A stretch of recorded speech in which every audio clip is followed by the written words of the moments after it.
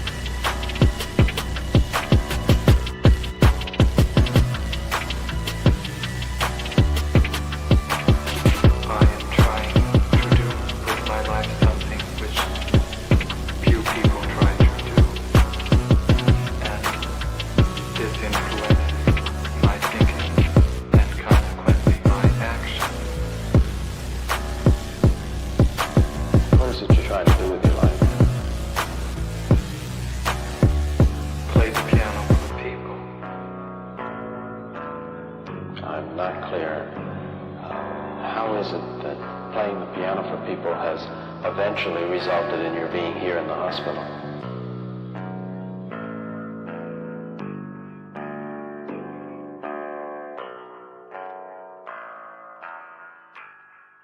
That's difficult to answer.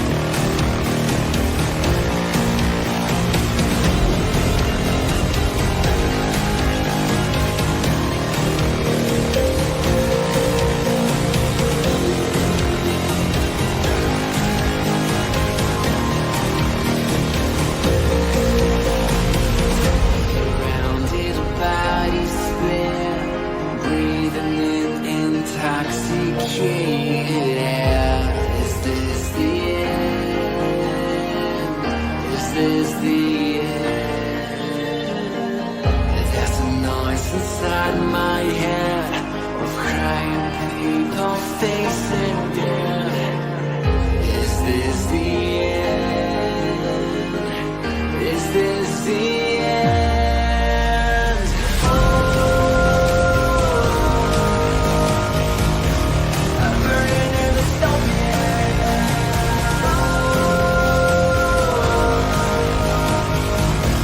there's no place to hide.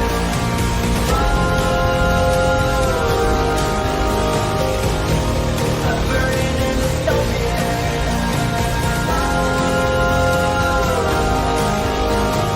this is the final time. What have we done to the world?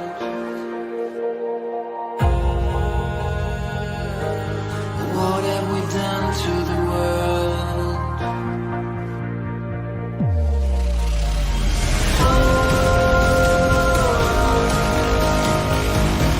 I'm burning in the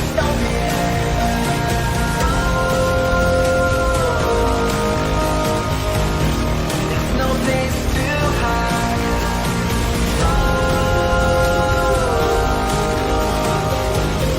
I'm burning in the this is the final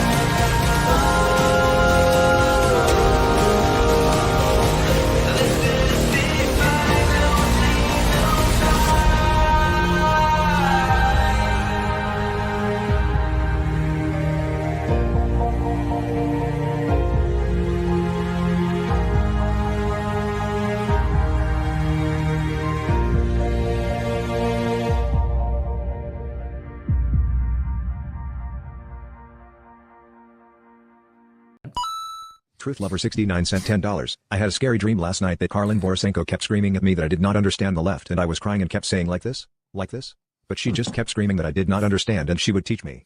Oh, that's pretty funny.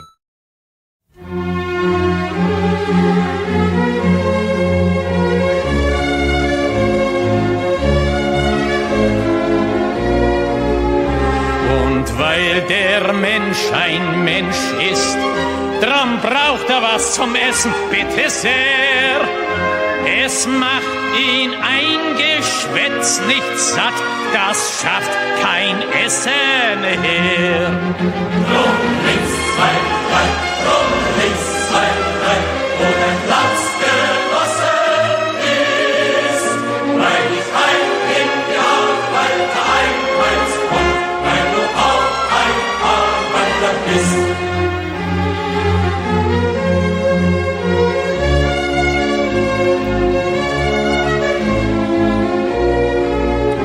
Und weil der Mensch ein Mensch ist, drum hat der Stiefel im Gesicht nicht gern. Er will unter sich keinen Sklaven sehen und über sich keinen Herrn. Drum links, zwei, drei, drum links, zwei, drei, und ein Platz genossen ist, weil ich ein in die Arbeiter einheits kommt, weil du auch ein Arbeiter bist.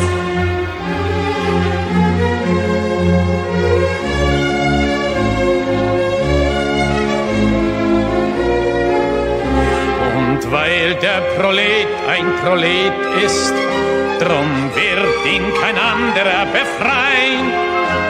Es kann die Befreiung der Arbeiter nur das Werk der Arbeiter sein.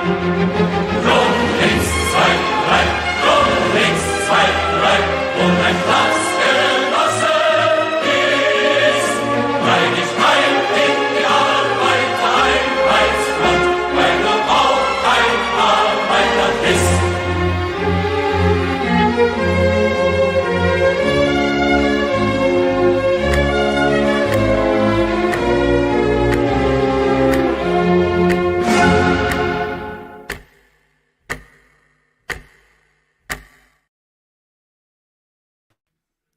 What up, everyone? Здравствуйте, comrades. Welcome to Socialism Saturday. Socialism Saturday is where we watch the real far left, the real socialists, the real communists, the farthest of the far left, the most dystopian of the dystopian. On Socialism Saturday, we do not watch the Democrats because the Democrats are not real socialists. We do not watch the liberals. We do not watch the progressives. Those are not real socialists. We don't even watch the Democratic Socialists of America all that often, though we might have to start, because even the Democratic Socialists of America are not real socialists, according to the real radical revolutionary far left. We watch the most far left groups organizing in the United States today, and we show you what the real communists and socialists are doing right under your nose that no one is even reporting on, because this stuff is happening all around us. Donald Trump is not going to be able to fix this problem with executive orders, ladies and gentlemen. And I really do hate to break that news to you, but that is not what is going to solve this problem. Now, don't get me wrong. I've actually been fairly optimistic and impressed with the executive orders that Trump has signed. I think that doing away with DEI and affirmative action is a great thing. I think that getting rid of the idea that there's more than one gender, actually saying that there are two genders and one is a man and one is a woman, yeah, it's kind of cringe, but it does actually inhibit the progress of the radical revolutionary far left in terms of queer Marxism, being in schools and being taught to kids and all that stuff. So Trump is doing some good things, and I don't want to dismiss that. However, we need to be honest about the situation, and the situation is that the far left is not going down without a fight. They're not. Now, here's the thing, though. Conservative media isn't reporting on what the far left is doing. I've been seeing these things all over Twitter saying, why isn't the far left fighting the DEI ban? Why aren't they fighting the deportations? They are. You just don't know it because your influencers aren't reporting on it. But I can absolutely show you material where the far left is organizing around fighting the bans on DEI. I can absolutely show you that the queer Marxists are starting to get really pissed off at this executive order that is banning the idea that there is more than two genders. They're absolutely getting pissed off at it. And I can 100% guarantee you that the far left is going to be mobilizing against mass deportations, as though Trump is by the way, what Trump is doing is not actually mass deportations. We kind of hope that Trump will rise to the level of actually doing mass deportations, but he's not. Trump is actually deporting less people right now per day than like Joe Biden was. Fun fact. But we want Trump to do mass deportations. Mass deportations would be a great thing. And mass deportations is one of the number one issues that the left is going to be organizing around for as long as this is something being pushed by Trump. How do we know that? Because we can go to their trainings and hear them say it. Because what we do on this channel, guys, if you are new to me, if you're just finding my content, I am not a socialist. I am not a communist. I am an anti-communist. I am an anti-communist cult leader of the highest order. And what I do is I teach people how to decode the language of the left by watching real leftist trainings, by watching real leftist events, and showing people what the left is actually saying in their environments where they're talking to each other. This stuff exists all over the internet. In fact, there is more leftist content on the internet than we can ever watch. We have a supply that will last us for probably hundreds of years, and they churn this stuff out all the time. They do not hide what they think. You just need to know how to find it, and you just need to know where to look. Luckily, I've been doing this for a long time now. I've been exposing the radical revolutionary far left for years now. I was exposing DEI training before that, and so I know how to find their content, and I think I found a really good session today. It's a presentation that took place at a far left radical bookstore in North Carolina just like a week ago or so. This presentation was streamed live on January 19th, 2025. This is from Firestorm Books. Firestorm Books, if we go into their profile, is a collectively owned radical bookstore and community event space in Asheville, North Carolina. Anytime you see collectively owned, that means socialist. Anytime you see radical in this specific context, that means socialist. So that's what we're dealing with. This is a socialist bookstore. We've watched them plenty of times before. They have a ton of presentations on their channel. We've actually only scratched the surface of the amount of presentations this particular bookstore has. They do presentations all the time. That's part of what they do. And one of the reasons I like this particular bookstore is they do long form presentations with real revolutionaries that are writing the content that is guiding what the far left is doing. Now, if you think that, oh, this is just one of those kind of crazy off the wall things, well, guess what, guys? Every major city in the United States has radical revolutionary bookstores that are run by the far left, that are socialist bookstores, where they do things like book launches, they do things like book clubs, they do things like events where they teach each other. One of the reasons that we spend so much time listening to the radical revolutionary far left is that education is at the core of how the far left is winning. They have a very educated group of organizers, and there's more organizers than people think. And so this is, if you want to know what the left is doing, we need to be able to spend some time sitting down and actually listening to what they're doing, because if they're making education the forefront of what they're doing, then we need to make educating ourselves, making sure we're holding ourselves up to the standards that leftists hold themselves up to. We need to be doing that as well, because this is how you understand your enemy. This is how you will learn how to defeat them.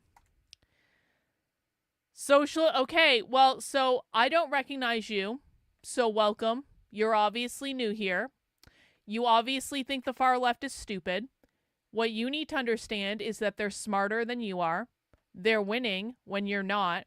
And my recommendation to you is, if you're going to be in my chat, you need to start taking this a little bit more seriously, and you need to start listening to what the left is actually saying. That's what we're here to do. So socialists aren't on the same side as oligarchs, bro. That's just like, that's boneheaded. That has nothing to do with what we're talking about here. So sit down, open your ears, listen, and you're going to learn a lot if you stick around. But if you want to argue, we can remove you as well. So, you know, it's really your choice entirely. So this is what we're going to be watching today, guys. This is a presentation, again, that took place about a week ago called Mass Deportation and Far-Right Sheriffs. And we'll learn a little bit more about that. Oh, look! Oh! James Lindsay's audience is gracing us with their presence. We can't even get through an introduction without someone from James Lindsay's audience gracing us with their presence. Let's see this person's channel history, shall we? You know, I used to be a long-time subscriber of yours, supporting you quite generously. Does anyone want to guess what this person's chat history is on my channel? Does anyone want to guess how many times this person, who was a long-time subscriber that supported me quite generously, do you want to learn how long they've been on my channel? No more! You going after Lindsay's stepdaughter crossed a line. You have no morals. What a shameless woman. Do you know what I think is shameless? This person created their account 11 minutes ago. They've never chatted it on the channel before. And now they're just lying because we know exactly who this person is. And this is the type of nonsense and shenanigans that you can expect from people in James Lindsay's audience. James Lindsay's audience are some of the most thoroughly uneducated people on the internet. They're people that just come here to cause problems. They're people who just come here to lie. And now our little trolley friend is banned. And if they come back, we're going to ban them again too. You want to know why? Because we got serious business to attend to. We don't play games like James Lindsay and his audience do. When we get together to watch and analyze the far left, we actually sit our asses down and pay attention to what's going on. We don't in the chat. We don't whine in the chat. We don't complain in the chat. We pay attention to the far left. We listen, we learn. Our job here is to learn as much as we can about the far left, learn how to explain what they're doing simply and easily for other people to be able to understand, and then go out and teach other people what is going on. That is what we're doing here. And that's what we're going to do. Who fucking cares? We fucking care. Go away. Enjoy your time out, bro. See, we always get the nonsense out of the way at the beginning. Hey, Tayton! Tayton sent in with the $5 super chat, the first super chat of the night. Thank you, Tayton. Guys, if you want to support the work I'm doing, I set a $100 goal for socialism streams, and usually during the week too when I feel like it. So if you want to contribute to what I'm doing, I love it when we can knock the goal off at the beginning or like not too far into the presentation. This pays for my time in doing this. We're probably going to spend 3 to 4 hours tonight deeply analyzing the far left and talking about the far left. And I will answer your questions and I will teach you as much as I know. If you appreciate what I'm doing, please feel free to throw in $5, $10, $25, $100, more if you want to. Because I am 100% completely funded by you guys. I cannot do this without you, and I appreciate all contributions. Do you believe they are more in favor of migrants just because borders are bad? So what the far left believes, this is a great question since we are going into the immigration discussion tonight. What the far left believes is that borders are enforcement mechanisms of capitalism. When the left says that they want to abolish capitalism, what they mean is private property ownership. Private property ownership means your ability to own a home, your ability to own land, your ability to own an apartment rental that you rent out as a landlord, your ability to own a business, your intellectual property, your parental rights over your kids are considered to be a form of private property, your individual liberties are considered to be a form of private property. But for tonight, what you need to understand is when the left says private property, what do you need to enforce private property? You need borders. You need borders around your house, your land that you own as part of your house. You need borders around your town. You need borders around your county. You need borders around your state. You need borders around your country. The left believes that all borders, no matter where they are enforcement mechanisms of private property or capitalism. They believe that all borders should be abolished. That's the beginning and the end of it.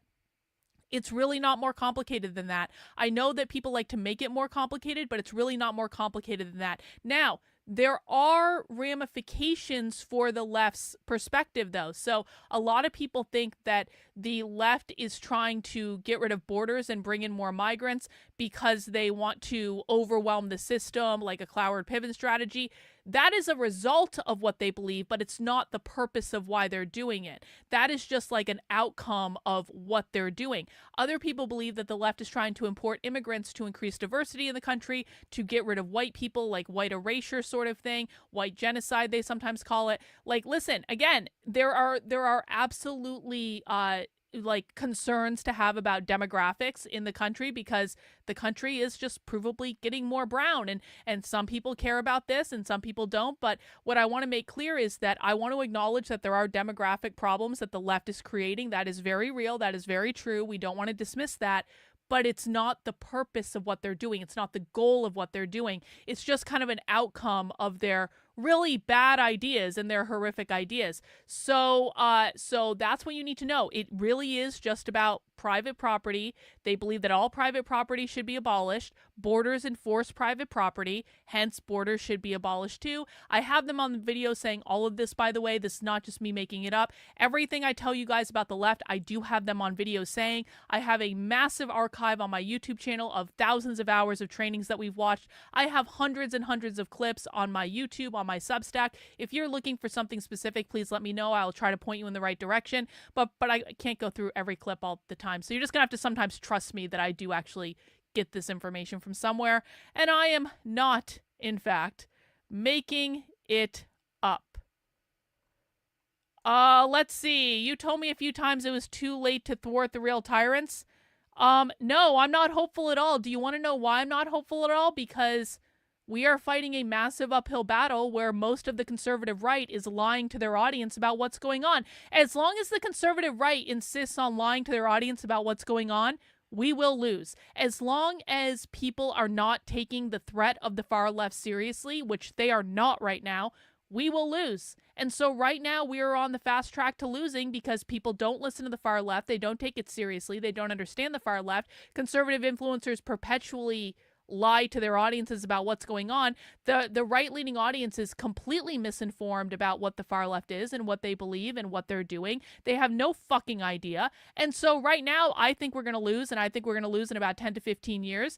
But does that mean we take our toys and go home? No, that would be, if we took our toys and go home, we would be the pansy bitches of the conservative right. We don't take our fucking toys and go home. We don't go, well, I guess there's no use to trying. I better go back and sit in my lazy boy and watch the football game because, you know, whatever, I can't do nothing anyway. We don't do that.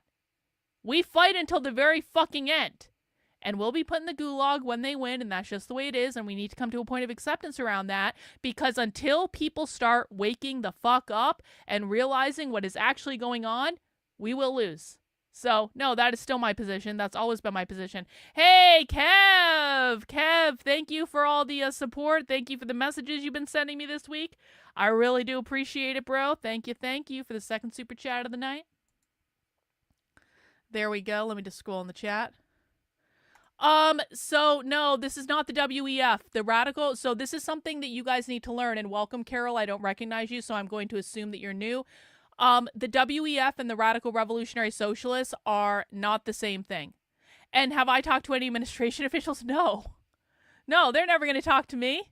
That's not going to happen, Carol. I appreciate it. I appreciate the thought. But no, the Revolutionary Socialists that we're going to be watching tonight, that is a very different group from the WEF, okay? So you've got to stop conflating these two problems. The Radical Revolutionary Socialists hate the WEF. The WEF would never work with the Radical Revolutionary Socialists. What people get confused about this, because both groups are globalists. Both groups do want kind of like a globalist order, but the thing of it is they're two different baseball teams. Think of them as like the Red Sox and the Yankees. They both want to win the World Series, but they're not on the same team. Just because they're both playing the same sport and just because they both want to win the World Series doesn't mean they're on the same team. They're on opposite teams. They're going to fight at some point. When the Radical Revolutionary Socialist left wins, because they actually do have the upper hand in America, they are going to end up fighting with the WEF. That's just the way it goes. Hey, Carolyn with the $20 super chat. Do you have names of the groups? Oh, yeah. Oh, I have names of all the groups. Yeah, well, I mean, I wouldn't say our Congress members are attached to it. I mean, there are some, like, Democratic Socialists in Congress, that's for sure. Like, you know, the typical squad, AOC, Ayanna, like, all the squad people, they're usually attached to the Democratic Socialists of America. But yeah, I mean, I have names of all the far leftist groups. We've been tracking this stuff for years. The problem is that people on the conservative right don't talk to me, because they refuse to actually look at the evidence. So if you know someone I can talk to, Carol, hey, let me know, girl. I will show anyone the evidence, but right now the only maneuver that I have is to focus on communicating with real people just like you, teaching you guys what's going on. And so that's the best I can do right now. If anyone in the administration wants to talk to me, I will talk to them, and I'll tell them everything I know. But it has not been my experience that the conservative right or anyone involved in politics takes this seriously at all. So I'm happy to talk anytime, but I'm not going to waste time trying to get them to listen to something they've told me they don't want to listen to. So, but thanks, Carol. Welcome. I hope you stick around, learn some stuff. Okay, so you're not here to learn? Bruh, okay, so for retards like this guy, and he's gonna get banned in a second, guys, for retards like this guy, the left doesn't win through elections. The left doesn't even talk about winning through elections. In fact, the left flat out says that elections are not actually going to achieve the result they want because they don't want to control the current government. They want to overthrow the current government. So thank you, retard, for giving me the opportunity to teach people that you don't know what you're talking about. The radical revolutionary far left does not believe they're going to win via elections. And now, because you're obviously not smart enough to be here, you're going to get banned. Thanks for stopping by. Thanks for stopping by. The conservative right has any solid motive to ignore the far left in this way? They do, or are they just stupid? The conservative right is focusing on shilling a political narrative that is designed to make them money through donations by outraging their audience. If the conservative right ever showed the videos that I show on Socialism Saturday and during my show during the week, they would completely destroy the narrative that they've been selling for years because they're lying to their audiences about what's going on. So they actually do have a very vested financial motive in ignoring the real problem, because the real problem, solving the real problem, is not going to make them any money. That's the way it works, guys. I'm very sorry for people who are just learning that, but that is absolutely the way it works. Getting a lot of good questions right off the bat tonight. Thank you guys for this. I like answering questions, so we're going to answer a couple more before we get into the show. Is the left inherently globalist and is the right inherently nationalist? The left has collectivist tendencies, rival the most extreme right. Okay, so most far-left socialists in the United States are Marxist-Leninists. They are not Stalinists. They are not Maoists. Those do exist, but they're not in greatest number the Marxist-Leninists. What you need to understand about the Marxist-Leninists is they believe that socialism cannot be successful unless it is a global enterprise. And the reason they want socialism in the United States, oftentimes you'll hear people on the right say, why don't they go to Venezuela? Why don't they go to Cuba? Why don't they go to some socialist country? The reason they don't do that is because they need socialism in the United States as the first domino that they're going to topple to get all other countries to turn socialist. So they do believe that the only way a socialist or communist society will ever emerge is if it's on a global scale, because they believe if a socialist society exists within the midst of capitalist societies, then it's never going to work. And that is why they believe real socialism has never been tried. So yeah, it is actually fair to say that the left is inherently more globalist, whereas the right should be more inherently nationalist. Nationalism is certainly the opposite of globalism, so I think that's where the right should go. Do they always go that way? Well, no, sadly they don't. But yeah, the left is actually inherently globalist. Thank you for asking that question. How do you find solutions? The solutions are, Teresa, that we need you to sit down and listen, and we need you to learn as much as you can.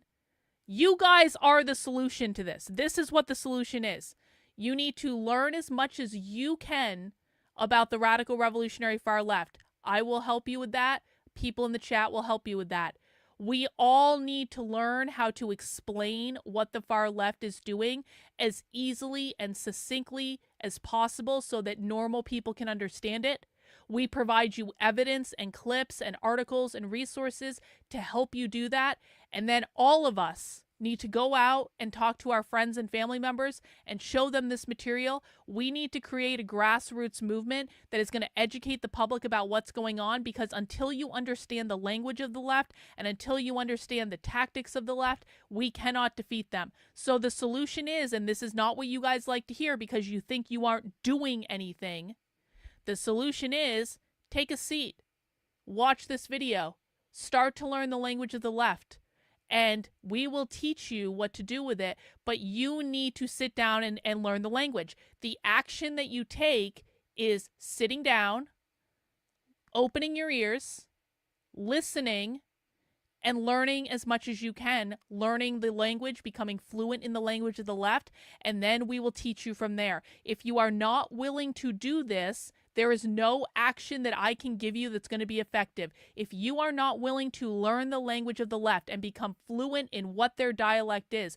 if you are not willing to learn what their strategies are, if you are not willing to learn about the reality, then there is nothing you can do. There is no action that you can take because you will always implement it incorrectly because you do not understand your enemy. You have got to learn your enemy first. If you are unwilling to do that, I'm not going to give you anything else. So welcome, Teresa.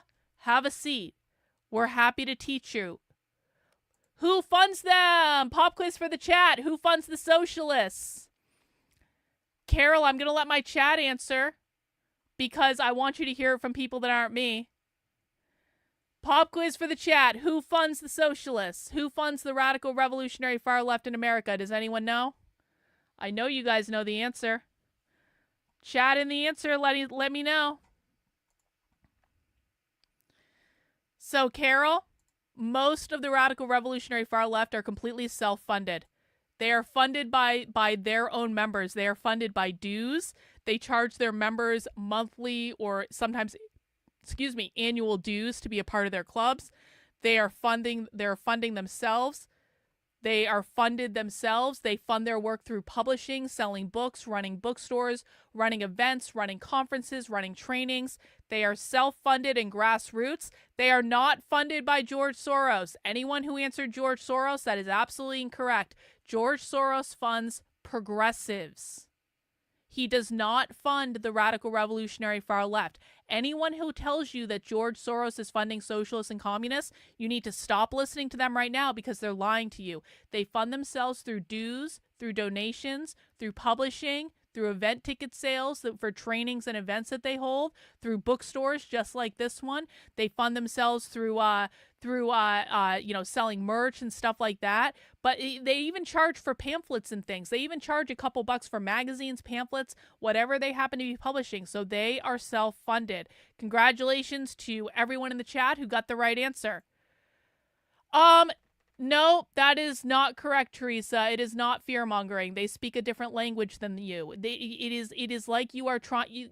Teresa, this is like you saying, I find the language of French to be fear-mongering. Is that accurate? And I would say, doesn't that sound ridiculous, Teresa? If you said, Carlin, I'm really scared of the language of French, and I don't think people should learn to speak French because French is just fear-mongering.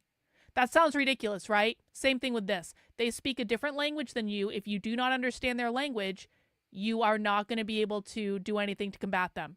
So again, I'm going to welcome you to sit down, open your ears. We'll teach you their language. And also, Teresa, a good place for you to start would be by heading over to my Substack, which is carlin.substack.com. When you get there, Teresa, I want you to go to this link up here, How to Speak Socialist.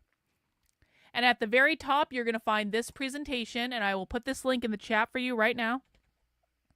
This is a great place for any new person to start, by the way. Watching the How to Speak Socialist 4-hour crash course. That is also available on my YouTube channel somewhere, but it might just be easier to go to over to my Substack. This is a 4-hour free on-demand training that will introduce you to the language of the left, that will explain things about the language that you need to know to understand them. So you're welcome to hang out with us tonight, but this is where you really should start when you're first starting to learn the language. I recommend everyone check it out. Congratulations to everyone who got the right answers in the chat. I'm seeing a ton of right answers, so that's pretty great. Yeah, exactly, Carol. This is all grassroots. That is exactly right. That is exactly right. Yeah, well, we have to respect their work ethic. Listen, the far left never gives up. The far left really never gives up, no matter what.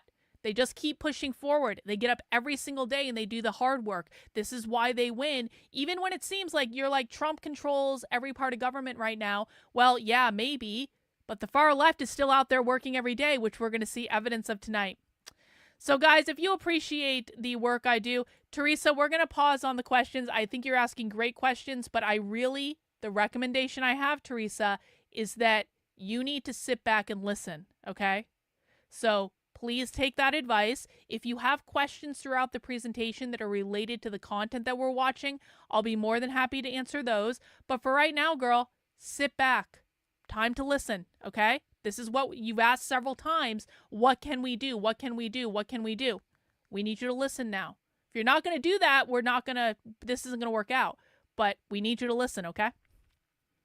We'll answer your questions related to the content. Nope, that's not true, Teresa. Listening. Listening, girl.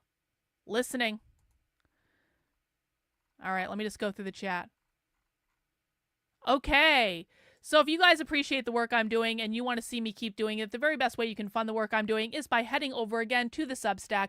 That is Carlin, KARLYN.substack.com. Sign up for a membership, $8 a month, $80 a year. I am 100% grassroots funded by you guys via donations on the Substack, via nice super chats that you guys send in. I already appreciate that we are 43% of our way to the goal tonight. Would love to hit that goal within the next hour or so. That'd be pretty rad. I'm also funded through merchandise sales and a couple other ways. There's a lot of new stuff up on the Substack. So you can see I posted a new podcast here today about a manifesto that I wrote for our way forward. If you're interested in the full vision that I have for what I'm trying to build and how I plan to fight back against the far left, you can listen to that podcast. I will explain it. Also, there's an episode of the Inner Circle podcast that I just put up a couple days ago where I actually went through an entire Antifa planning document, because Antifa does have planning documents for how they're going to handle this new Trump administration. We read the entire document. I analyzed it. That is part of the Inner Circle podcast. That is my supporter-only podcast that is available on the Substack. And also, I have an article, and this is also relevant to what we're doing.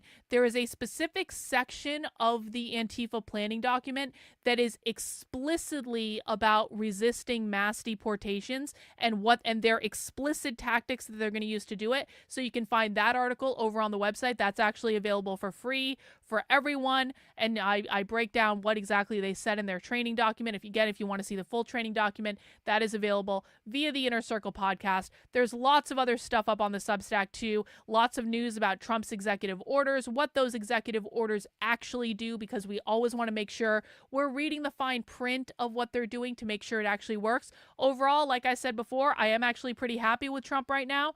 But I'm sure that will change. Hey, Cardinal Groiper over on Rumble says, hi, Carlin. Thank you for the $10 Rumble rant from Cardinal Groiper. Guys, I also do have Power Chat as an option too if you want to send money via that. Now, if you send money via Power Chat, it won't display on the screen because I'm dumb and I'm old and I don't know how to set that stuff up. I hope to get it set up someday. But if you guys do want to use Power Chat, you can, and I do have it up on my desktop, and so I will be able to see if you send a Power Chat in, because I know a lot of you guys do prefer to use that. Whichever way you want to donate is fine with me. I appreciate the support. That's pretty rad.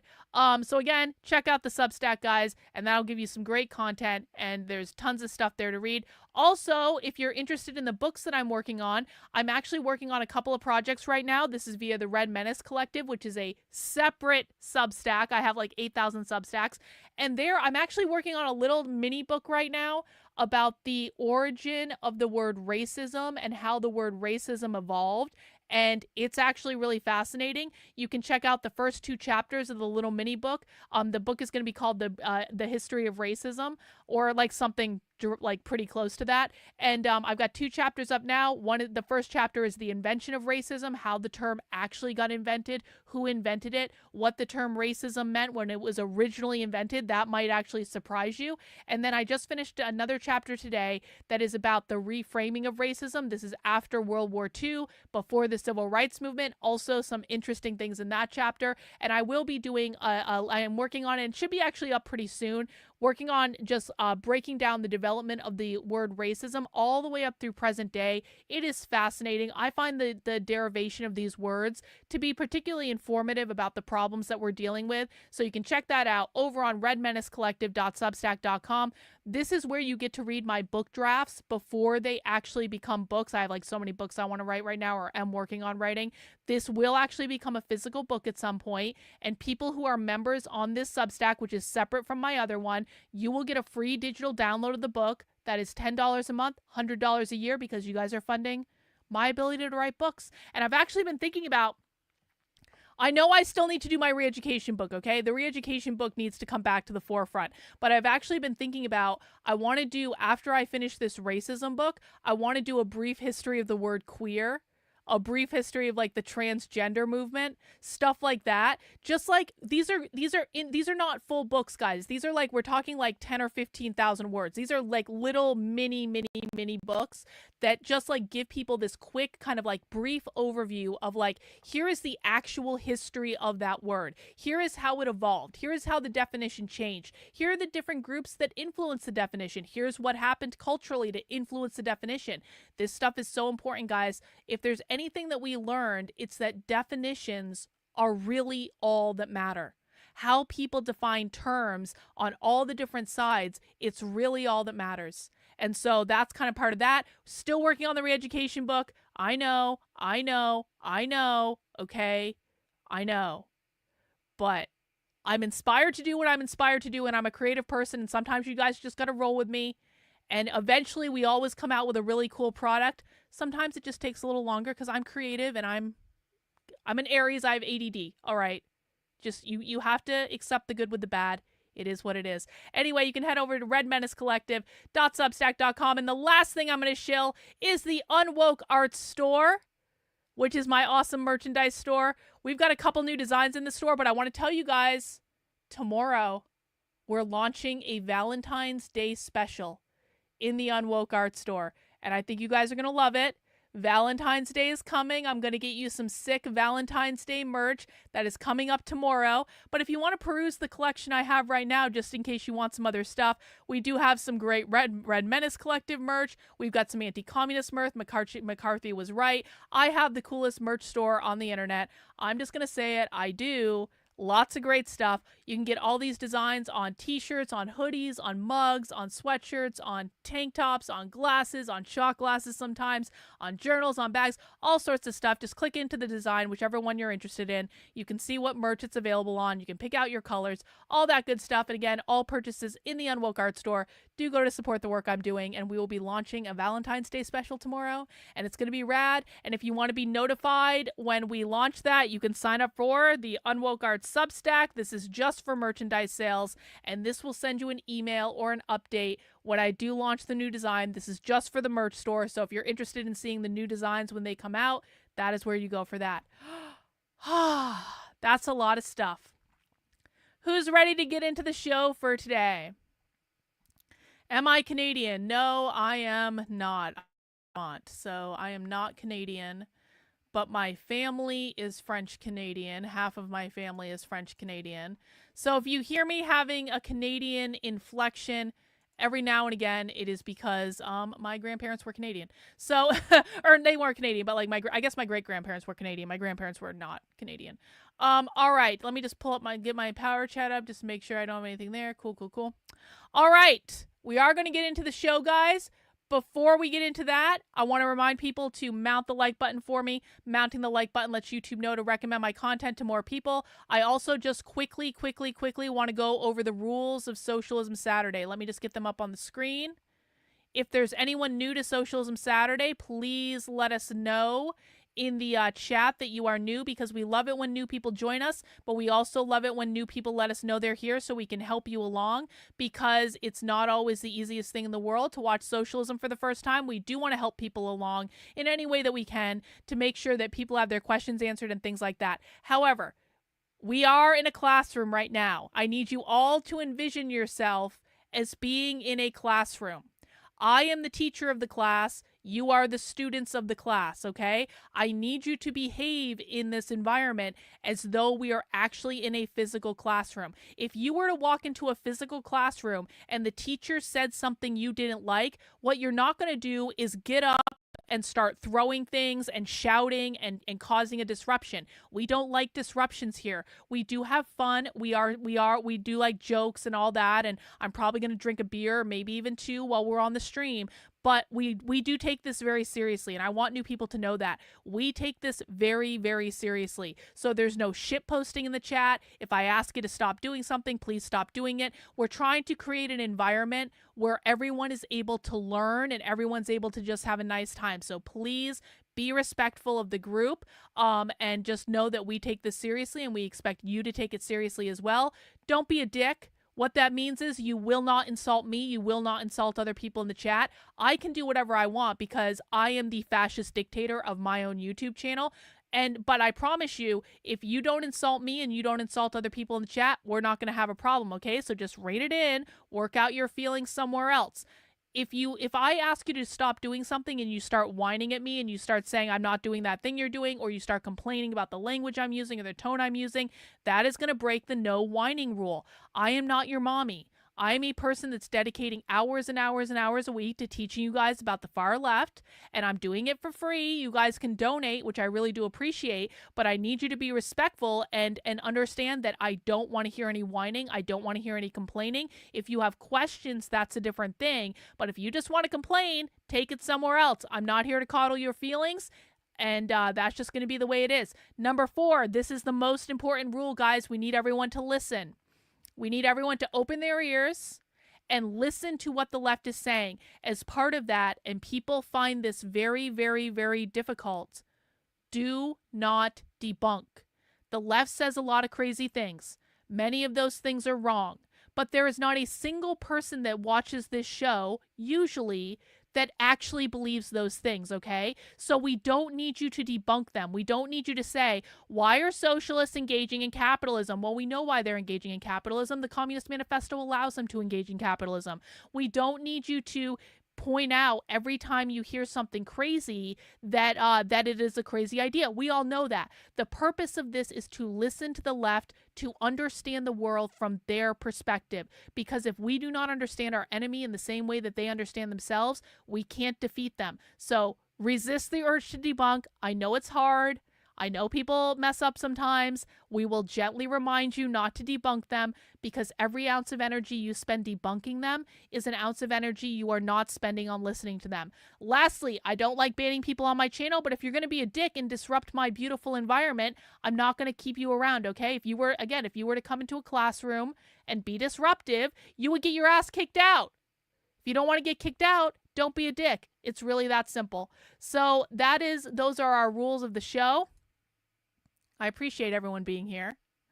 I appreciate Beardson, apparently, for talking about me. Welcome, Carol Hilton. I don't think you're new, but that's all right. I know you're not new. That's okay. I think you're new. Welcome, Missing in BC. We appreciate you being here. Yeah, well, just keep it reined in, all right? Keep it reined in. Keep it reined in. Thank you to Beardson whenever Beardson talked about me. We appreciate Beardson. All right. Let's dig into it, guys. We are listening to a presentation called Mass Deportations and the Far-Right Sheriffs. Let's look at the description real quick. County sheriffs will be key to Donald Trump's promise of mass deportations. Alongside community activist Dulce, Jessica, the author of The Highest Law in the Land, explains the roles of these elected officials, how they work with white supremacist and anti-immigration groups, and how communities can resist. Blending investigative reporting, historical research, and political analysis, The Highest Law in the Land, How the Unchecked Power of Sheriffs Threaten Democracy, when they say democracy, they mean socialism, takes us to the roots of why sheriffs have become a flashpoint in the current political toxic masculinity, guns, white supremacy, and rural resentment, and uncovers how sheriffs have effectively evaded accountability since the nation's founding. And you'll notice they're all still wearing masks. This was a week ago. These masks were on a week ago. Yes, socialists still do wear masks. They really do. All right, let's get this party started. To feel all right. And there is a door both behind you over here on the left, your left, and then also probably the door you came in on. So we're really pleased that you're here. The sound might not be the greatest tonight, and I apologize for that, but we're dealing with socialist technology, so I think we can all manage using the captions. Tonight. Firestorm is a 16-year-old cooperative run by a queer feminist collective here in Asheville, North Carolina. And we do a lot of events, and maybe you've been to some of them. We are still figuring out how to do events that are both in person and online. So this event, in addition to being an in-person experience, is also being streamed over YouTube. So we may have some folks joining us there, which is great. Apologies to folks who are joining remotely if any of this is a little bit rough. We're open to getting more feedback on the setup. Great, so I want to go ahead and introduce our speakers today, starting with Jessica, who really made this happen by approaching us about doing an author event. Jessica Fishko is a journalist and a lawyer with a JD from Harvard Law School and an MFA from Columbia University. Columbia. She's been reporting on the criminal legal system for a decade with a focus on the political power of sheriffs since 2016. In addition to her newsletter, Clase Comunicados, her writings have been featured in the New York Times, Politico, Rolling Stone, The Atlantic, The Appeal, Slate, and Democracy Docket. She's been awarded journalism fellowships from the Pulitzer Center and Type Investigations, and was a 2022 New America Fellow, a longtime Texas resident. She currently lives here in Asheville, which is lucky for us. And actually, is anybody holding a copy? Do you have a copy of your book with you here? So Jessica's book, the Highest Law in the Land, is up front. There it is. Okay, great. Thank you, sir. There are copies of this new title that Jessica has written that are available for purchase. And I will. All right. One of our new friends has a question. Why the masks? So I'm going to do this as a pop quiz for the chat. I want the chat to answer. I'm not going to answer. But what I will say is that I want to remind people, they are on video right now. They're saying their names. They're not trying to cover up their identity. Like, they're saying who they are. They're in their private event space. So this is not about protecting their identity. So why are they still wearing masks?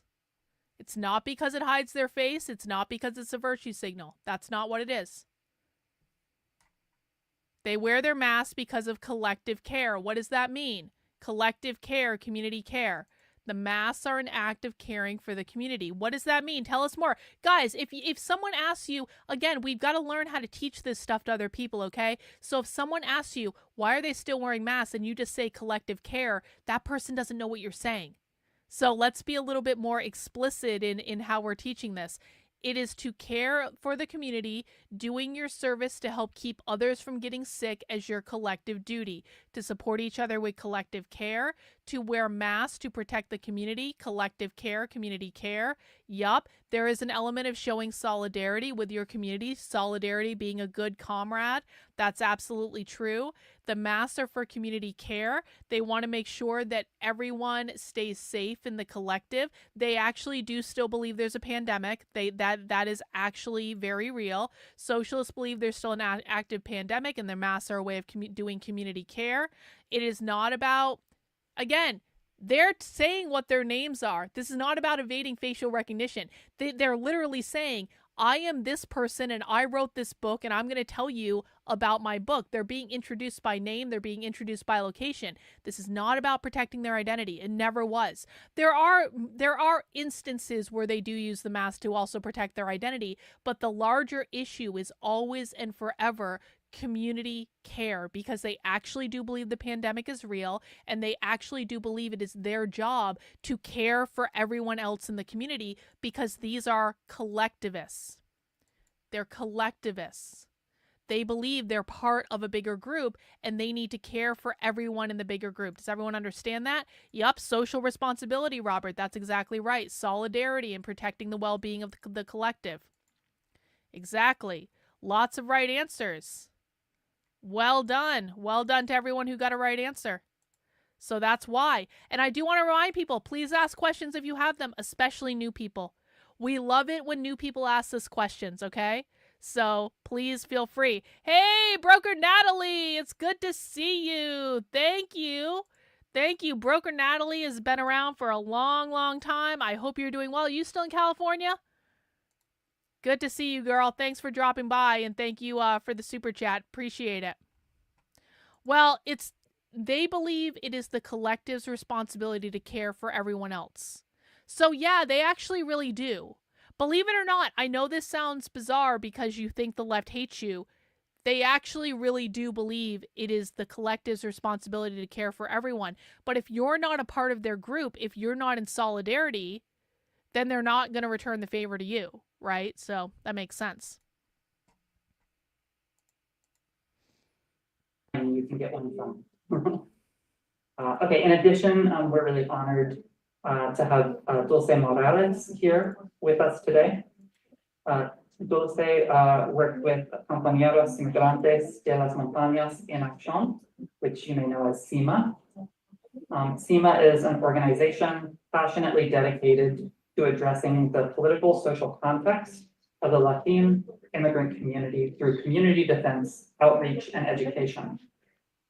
CIMA seeks to create an integrated, informed, and prepared community in which people take care of each other and build collective power. And so today we're going to be talking about deportations, and particularly the incoming administration's threat of mass deportations, with a focus on our local context, but I think some lessons that will be relevant to people tuning in from anywhere. So big round of applause, please, for our speakers. Thanks so much, Jill.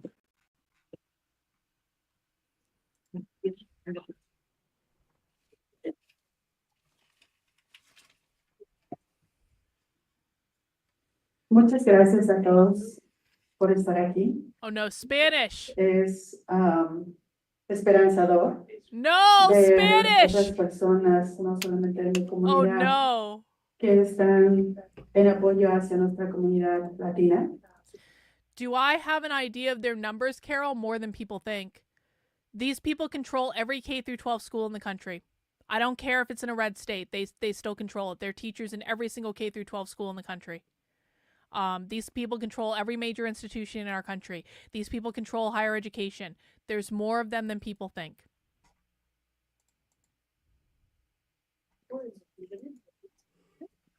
Como escuchaban dentro de la introducción, nuestra organización lleva haciendo este trabajo de We have the defensa captions. por los derechos de los inmigrantes ya casi 24 años. Y no les voy a contar toda la historia de lo que se han hecho, pero sí puedo contar lo que hicimos el año pasado con respecto a la HB10. Hopefully she starts Tuvimos una speaking reunión English con at el some sheriff point. y la comunidad, en donde la comunidad latina tuvo la oportunidad de expresar sus miedos, sus preguntas, sus Would I say that they control HR departments? Sometimes, but not as much as you might think. Guys, as a reminder for people, again, who are new, okay, so Trump banning DEI is a great thing, but DEI is not how they're achieving their agenda. DEI is about 5 levels below where I actually play most of the time. DEI is a low-level delivery mechanism of Marxism. I know that conservative media has made it seem like DEI is everything. DEI is really not actually that important in the grand scheme of the left. So I used to work with a lot of HR people. I'm an organizational psychologist by training, so I've actually worked with a lot of HR people. Most HR people that were pushing DEI were not far leftists. They were more like do-gooder progressives and liberals. And again, do-gooder progressives and liberals are not the far left. These are two very different things. DEI is trickle down from what the far left is actually doing. So the far left is operating up here. They're pushing a bunch of crazy ideas. Those ideas trickle down into culture, and then way down here you get DEI. So there are radical revolutionary leftists in organizations. Most of the time it's not the HR departments, though. Look in the unions, look in the affinity groups based on identity, and that would be more accurate. Teresa, what have I said? Girl, we need you to sit back and listen. You shouldn't be answering. Teresa, you are a student in the class. You are not a teacher of the class. You are a student in the class. You should not be answering questions. The people in the chat who have wrenches, those are people who we should look to answering questions that I can't get to, or I don't see or whatever. But right now, I am begging you, Teresa, I know how this is going to work. I need you to sit back and listen. That's what we need you to do right now, okay? If you have questions, ask them, but you should not be concentrating on teaching. You should be concentrating on listening. preocupaciones.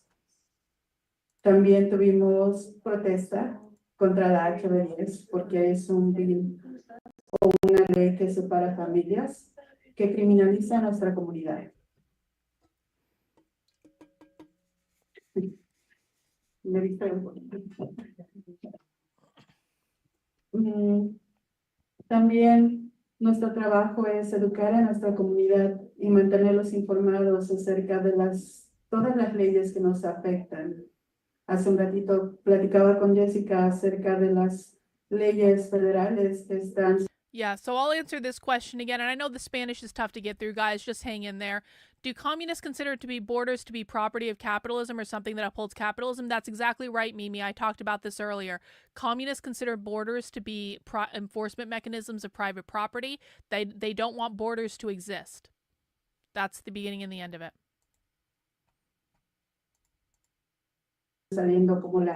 Hey, Teresa. Now I'm going to start getting... You've now pissed off the teacher, okay? If you don't stop talking and start listening, I'm going to put you in a timeout so you can't talk anymore. I don't want to do that, but your role right now is to listen or to ask questions if you have them. That's the last warning I'm going to give you. The next time's going to be a timeout. La HR 29, la S5, que son leyes que criminalizan mucho a nuestra comunidad. Donde el común denominador de estas leyes es decir, oh, si creemos que eres indocumentado y que estás cometiendo un delito, o que alguien dijo que eres sospechoso de cometer ese delito, vas a ser procesado. Y eso hace creer que están removiendo las manzanas malas, pero no es cierto, porque realmente no sabemos cómo va a ser, cómo está siendo una situación en casa. La HB10 quita la protección a personas víctimas de violencia o que hayan sido testigos de un delito. Y eso genera muchísimo miedo en la comunidad. Okay. Y pienso en So aquellas this mujeres. woman is arguing that we shouldn't be doing mass deportations because it puts victims of domestic violence literally at risk if you're going to be doing mass deportations. E incluso hombres, porque está muy generalizado que las mujeres solamente somos víctimas de violencia, pero también hay hombres. Entonces, nuestra comunidad siente miedo, pero también a través de lo que ha pasado con el N, pudimos comprender que si nos mantenemos todos juntos, si nos cuidamos los unos a los otros. And by the way, I just want to add this too. If you're annoyed right now that we have to listen to Spanish, just keep in mind that Donald Trump could issue an executive order tomorrow declaring that English is our national language, and he probably won't, but he should. That would actually be really great. One in the chat if you would be in favor of Trump issuing an executive order saying English is the national language. I would. I don't want any of these forms being done in Spanish. I don't want any teaching being done in Spanish. Like, if you want to speak Spanish in your house, that's totally fine. But just keep in mind, if the left wins, we are all going to have to fucking learn Spanish. Okay? So, this is the reality that we have in front of us if someone doesn't stop this. Because I don't want to be around people who refuse to learn English. Maybe that makes me a bad person, but she should damn well be speaking in English. This is America. We speak English. We really shouldn't have to listen to things in Spanish unless we are specifically at a Spanish language thing. So, this is our future, unless Trump gets his act together. Pudimos con un huracán, seguramente vamos a poder con lo que sea que traiga esta nueva administración. Ha traído mucho odio, eso sí, pero también, siendo positivos, nos ha dejado ver el amor de vecinos que se preocupan por sus mejores amigos, por los amigos de sus hijos. Entonces, agradezco a todos los que nos han apoyado y que dicen, aquí estoy para ti como tu buen vecino, porque todos somos humanos y merecemos un buen lugar en donde vivir y ser parte de esta sociedad. Y no estoy de acuerdo con que algunas personas estén bien, con que nosotros trabajemos en sembrando, trayendo la comida a la mesa, haciendo los trabajos duros, muy mal pagados a veces. Eso sí está bien para el gobierno. Pero entonces no está bien seguir viviendo aquí. Eso es de lo que no estamos de acuerdo. Pero también CIMA va a estar listo cuando estas cosas empiecen a pasar. Y no lo vamos a hacer solos porque tenemos muchos voluntarios verificadores que van a estar ahí de la mano con nosotros. Y agradezco a Jessica por darme este espacio de poder hablar sobre la situación de nuestra comunidad. Oh, thank God, the Spanish section is over. Ahora le paso el micrófono a ella, porque si no No voy a more tomar mucha Spanish. Thank you. I want to say thank you so much. Hola. I'm so glad to do this because I think that it's best to partner law and analysis, right? Like, the book is long and it has a lot of history and law and analysis, but I think is important to pair that with action and the people who are most impacted and how everybody can help. So I'm really grateful that we could do this. And thank you, Liberty. Very grateful that we have the space. So thanks to everyone for being here. I think what I'm going to do, just checking the time, so we have lots of time for questions. I think what I'm going to do first is back out a little, talk a little bit. Wait, I gotta turn this.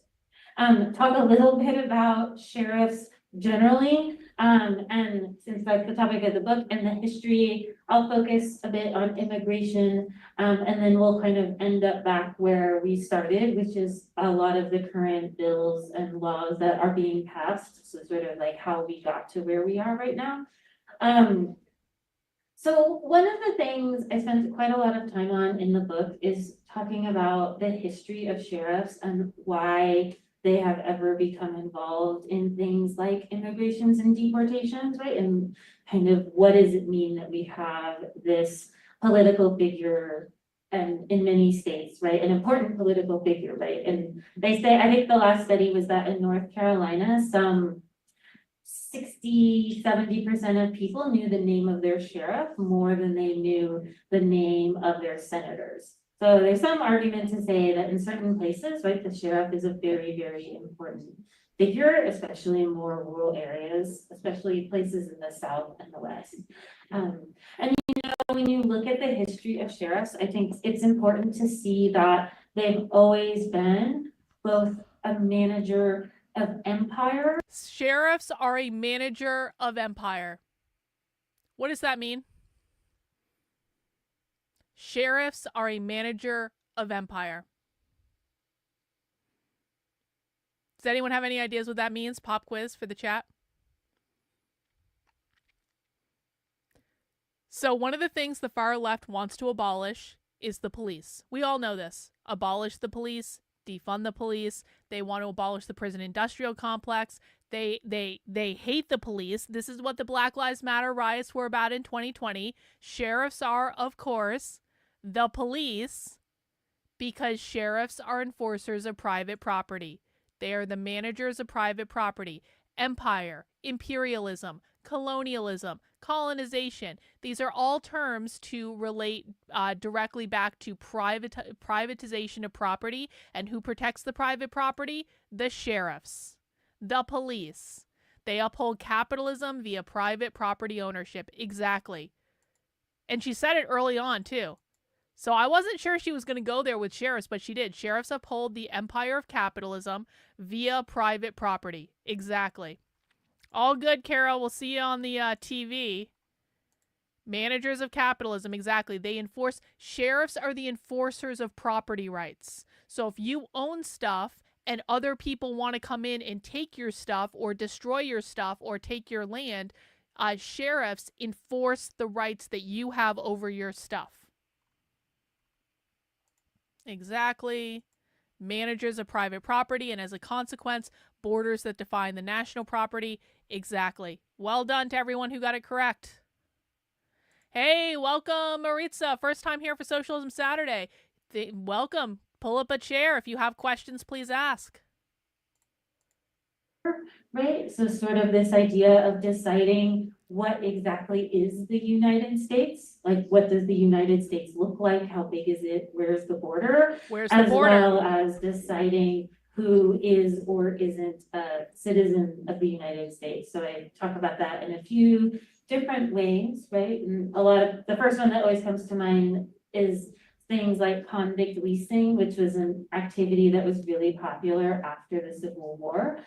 So sheriffs were the primary figures. They would, in essence, arrest Black people, usually mostly Black men, for things like loitering, petty theft, other types of what we would call sort of small crimes, petty crimes, and then send them to work. And this was not just working in the field, but was working in many industries, in mines, in the Everglades, mining tar, in factories. Building railroads. Yes. Locally. Also, so really like every industry there was this sort of class of labor that was treated almost, and a lot of people, I think the subtitle of a famous book, right, is worse than slavery. I mean, and people were treated very, very poorly. It really can't be emphasized just how bad the conditions were for a lot of people. It was also, of course, confusing because there was no definitive end to the sentence, right? So when we think about, as sometimes we are talking today, right, about laws that are confusing on purpose, and that part of the intent of the law is to confuse people and make them worry about, are they free or are they not free, right? When is it over? When do I get to go home?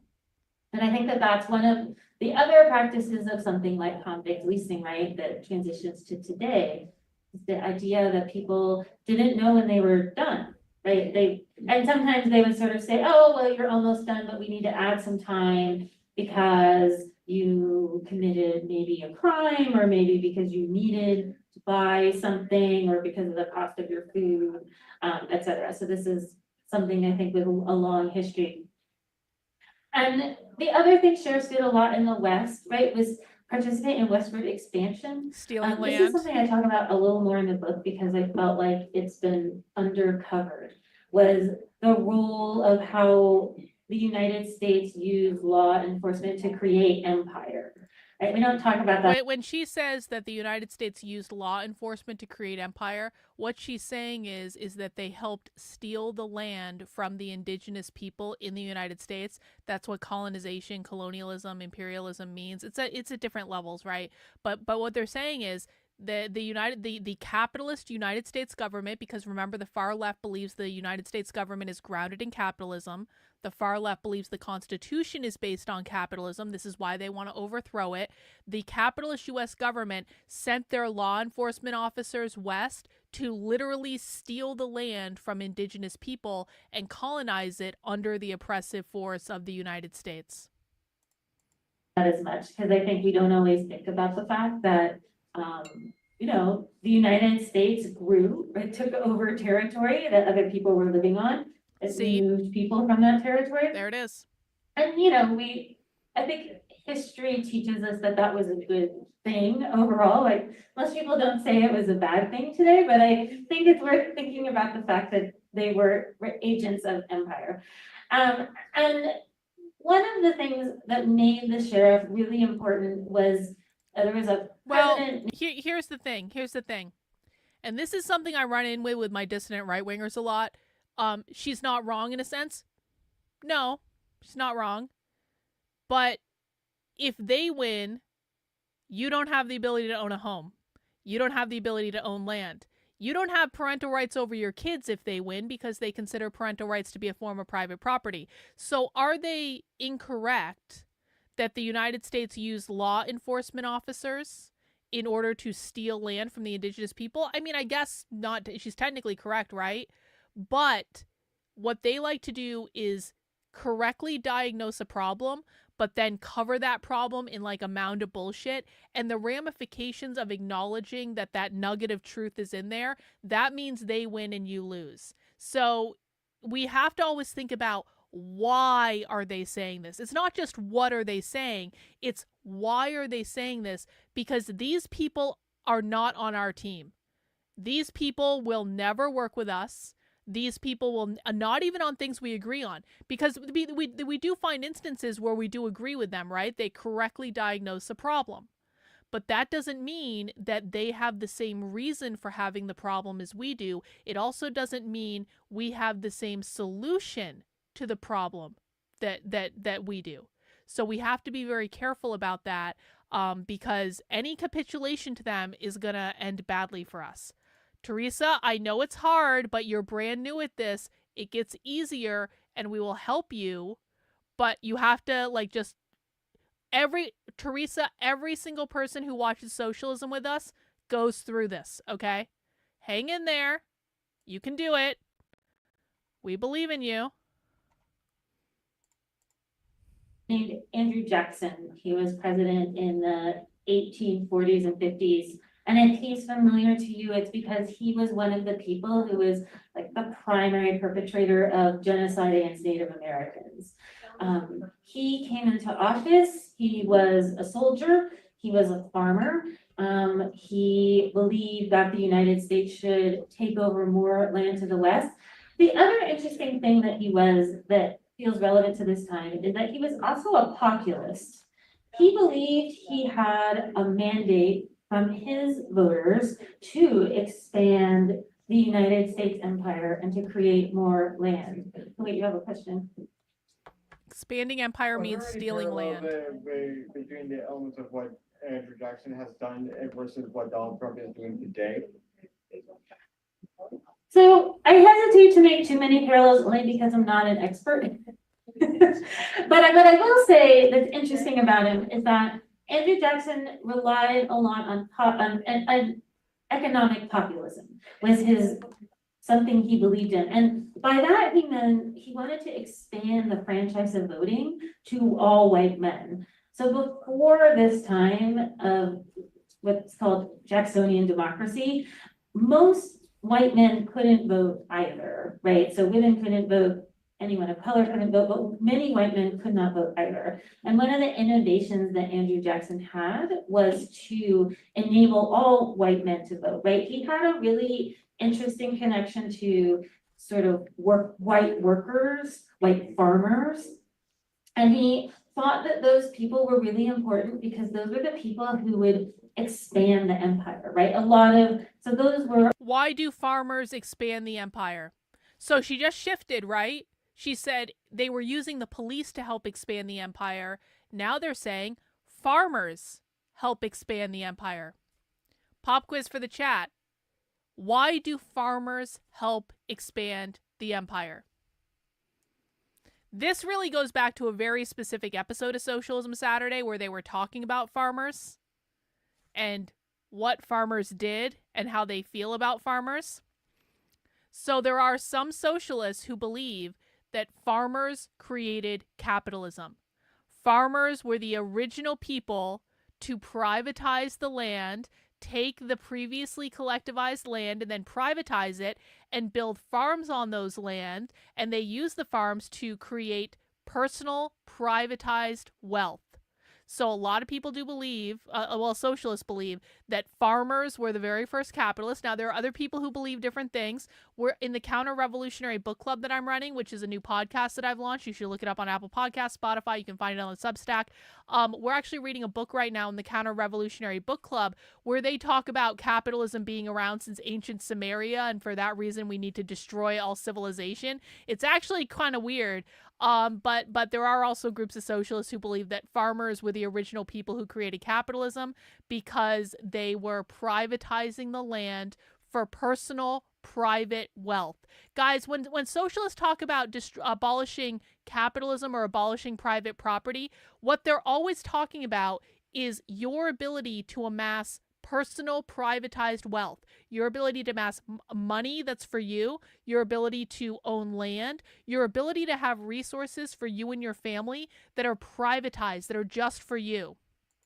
That's what they want to get rid of. It's the ability to have individual private wealth or family private wealth. And the reason they want to get rid of that is because they believe that people should be able to have access to all the resources they need. When you are allowed to amass privatized wealth, that gives you the ability to amass more wealth than another person. So if you make more money than another person, that creates a hierarchy. They believe that capitalism creates all hierarchies. All hierarchies are oppressive. And when they want to implement equity, equity is code word for Marxism, that means leveling the hierarchy. So private individual wealth cannot exist under Marxism because that's what they're trying to get rid of. That's what their complaint is with farmers. Farmers took the land from the indigenous people and they used it to create private wealth that only they had access to. Whereas socialists believe that that all land should belong to everyone else. Well, most socialists in the United States, Sabrina, are not Stalinists. So most socialists in the United States actually explicitly reject Stalin. So that's another topic we can talk about another day. a lot of the people who moved west, right, and participated in westward expansion. Now, of course, it was also deeply racist, right? It was only white men, but he also had this idea that more offices should be elected. And this is where we get to things like elected sheriffs. So they weren't not necessarily elected sheriffs before that, but he had, as more white men could vote, they made the offices of sheriff and a lot of other local offices elected.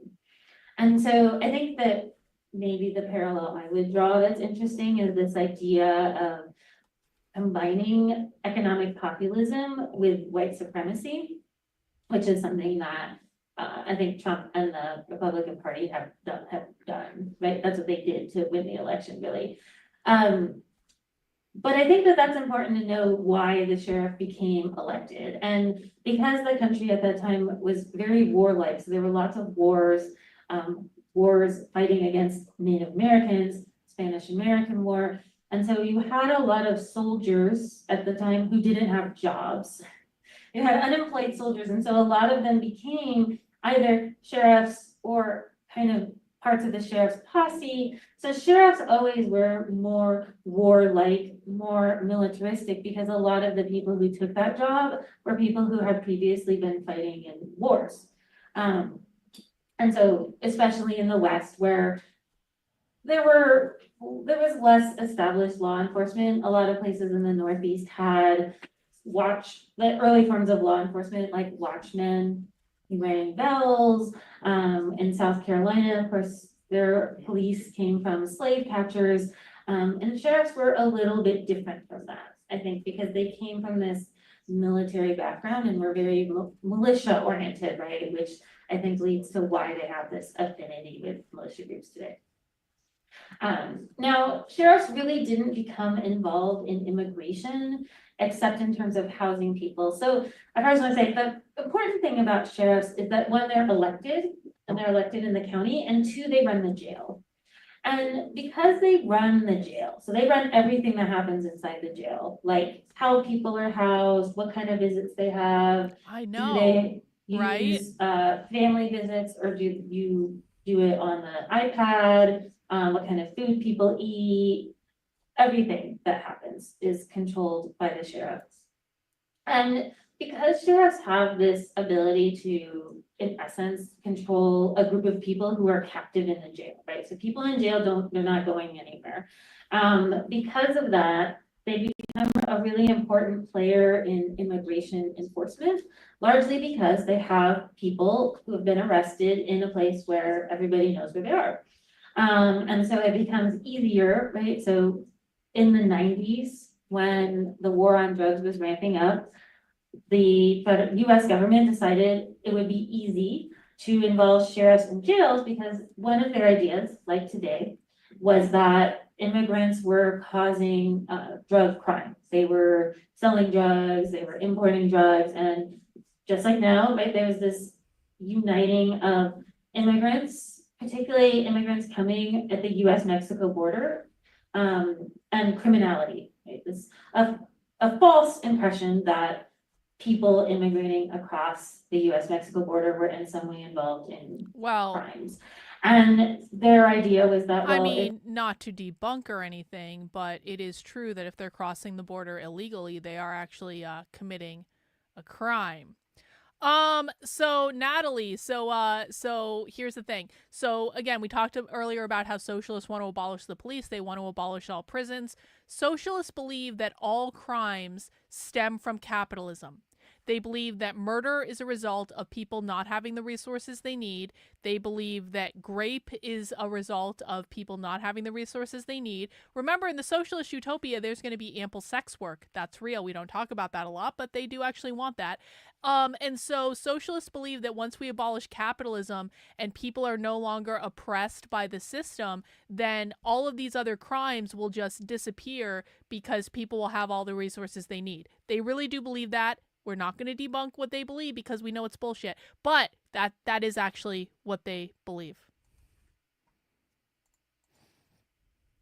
If sheriffs know who's in jail, they can arrest people, and then they're in the jail, and then they can help ICE, and before ICE was so before we had the current system of DHS, it was a different department. They said, well, they can help us by keeping these people and then transferring them to us for deportation. And it really got ramped up during the Obama administration. So I think one important thing is that the Obama administration, and honestly, Joe Biden also created a very, very large deportation machine that we now They're telling you they weren't a fan of Obama or Biden either because these people are not Democrats, they're socialists. Have for Donald Trump to use, right? It was created to be very large with a lot of different pieces. And Obama created a system called secure communities. And secure communities is... I love it when new people come to Socialism Saturday and they're freaking out. And Sabina, yes. Would Reiki help after? Yes, Reiki would be great after this, girl. You should definitely do that. But Sabina, wait until we get to the abolish the family content. We haven't done abolish the family content in a minute. Wait, girl. This is light. Right now, what you guys are hearing, if you guys are here for like the real stuff, what we're hearing right now is like maybe a 2 out of 10. This is the light stuff. This isn't even the good stuff yet. We've got way more crazy shit than this. They believe that all crime is a product of capitalism. All crime. So in the case of John Wayne Gacy, they would say John Wayne Gacy did not have access to the mental health resources that he needed. Under socialism, John Wayne Gacy would have been treated for his mental health problems long before he ever became a serial killer. Because of course, universal health care it comes from the far left. In the socialist utopia, everyone is going to have access to universal health care, free, unlimited, on demand, everything. And so they believe that John Wayne Gacy never would have become John Wayne Gacy if it had been under socialism, because capitalism is what created the conditions for him to become John Wayne Gacy. That is actually what they believe. You know, like a big database, it takes biometric markers, so it takes fingerprints. So if you were booked into jail, some of you hopefully have not been booked into jail, but what happens if you're booked into jail is they take your fingerprint and they run you through a system to see if you have other open warrants. So maybe you have like an unpaid ticket somewhere, or you didn't appear somewhere. I have my crystals too, girl. So they look to see if you I have got an mine open too. warrant. They also look to see, let's say, are you on a FBI wanted list? Okay, Missing in BC is one of our newbies tonight. Missing in BC wants to know, who are the leaders on the left? This will be a pop quiz for the chat. I have actually written about this on my Substack. We've actually talked about this quite a bit, but you're new, so we will absolutely let you know. Who are the leaders on the far left, guys? The 3 A's. The leaders on the far left are the authors, the academics, and the activists. And someone can be all three of those things. The reason it's the authors, the academics, and the activists is because they're a collective. It is not a centralized movement. It is a decentralized movement. They don't have one leader. They have many, many leaders. And those leaders always fall into the categories of academics, they teach in a college or university, authors, they write the books, activists, they're the ones actually organizing the people and bringing them together. That is who the left lifts up as their leaders. And anytime one of those people screws up, they can be replaced with someone else. So it is a collectivized model of leadership. There are a lot of people who are in those roles, and anytime someone is saying anything that they don't want them to be saying, they can remove them and replace them with something else. So, authors, activists, academics. And a person can be one of those things, they can be two of those things, they can be all three of those things at the same time. Or something like that. And then they also look to see, are you in the Department of Homeland Security's database as a person who might have been deported, was not supposed to come back, or are you a person who's been flagged as potentially deportable, right? And I use the term potentially deportable because there's a lot of different people. I don't like the word undocumented because there's a lot of different people in this category. So some people might be DACA, some people might be waiting for a green card, they might be spouses of US citizens who are eligible for their green card, they just haven't gotten it yet. There might be adopted children who just haven't had their paperwork filed. So it's a lot of different groups of people who are like potentially deportable, depending on who you ask. And so that database really allowed, basically it's ICE in every jail, right? As soon as someone is booked into jail, they might get flagged by ICE. And this happens in different ways in different places. So some places have an ICE agent inside the jail who just looks at who comes in and checks. There are some jails with what's called a 287G agreement, which you guys have probably heard of because we don't have one here in Buckingham County anymore. Henderson has one, and I know Alamance does. Yeah, so a few counties around here still have 287G agreements. And those are voluntary agreements. You don't have to participate, which is why a demand has been to not participate, because you don't have to participate. It doesn't bring any money to the sheriff's office. It actually just enables deputies to get trained as ICE agents. It's actually not. Why are you monetizing your channel? This person thinks I'm a socialist. Tyler. Let me give you a helpful piece of advice, bro.